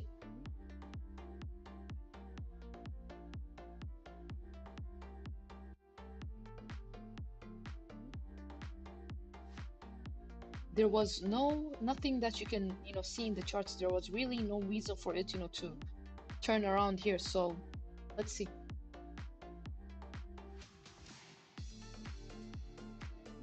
After this, guys, I'm gonna call it a show for today. Just want to see what's gonna happen, like coming 2-3 minutes, and then I'm gonna call it a show, and I'll be back tomorrow.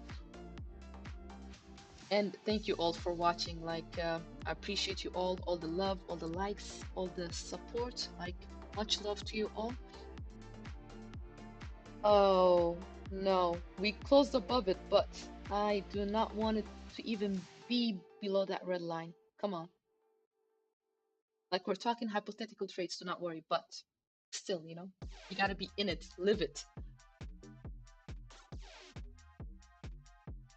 It's acting as a nice support so far. Like, I cannot like, we can't complain because it's acting. We should start complaining maybe if it breaks below that support, the red line, which should be blue, but you guys have been following, you know what I'm talking about. And I didn't see any reason for it to reverse at these levels. That's why I was like, huh, okay. Like, this shouldn't be over that fast. I'll be saying something else if it closes below this level, okay, somewhere around these levels.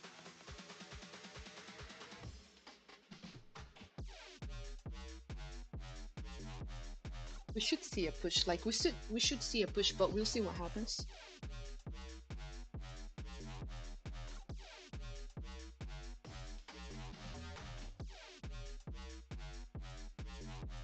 And a push to the upside, by the way, to the upside, not opposite.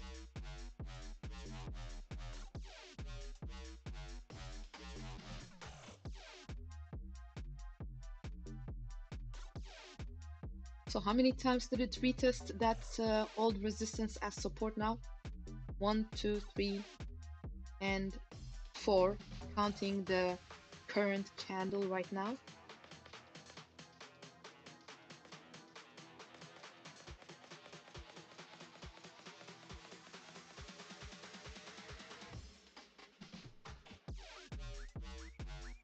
Okay, still closed above it. Guys, thank you for all the love, the likes, the support, and everything else in between. I hope you've enjoyed the show. Today was an awesome one. Like, we've gone through many markets. Bitcoin, Ethereum, Ripple, Quant, Zen, BNB, HBAR, Near, Atom, and the list goes on. And we've had some nice hypothetical trades when it comes, to the 1 minute chart as we've done before. Thank you all. I hope you enjoyed the stream, and hopefully I'll see you tomorrow. And until then, if you like the contents, do not forget to like and share and subscribe and so on and so forth. And take care of each other, and I'll see you on the next one. Good night.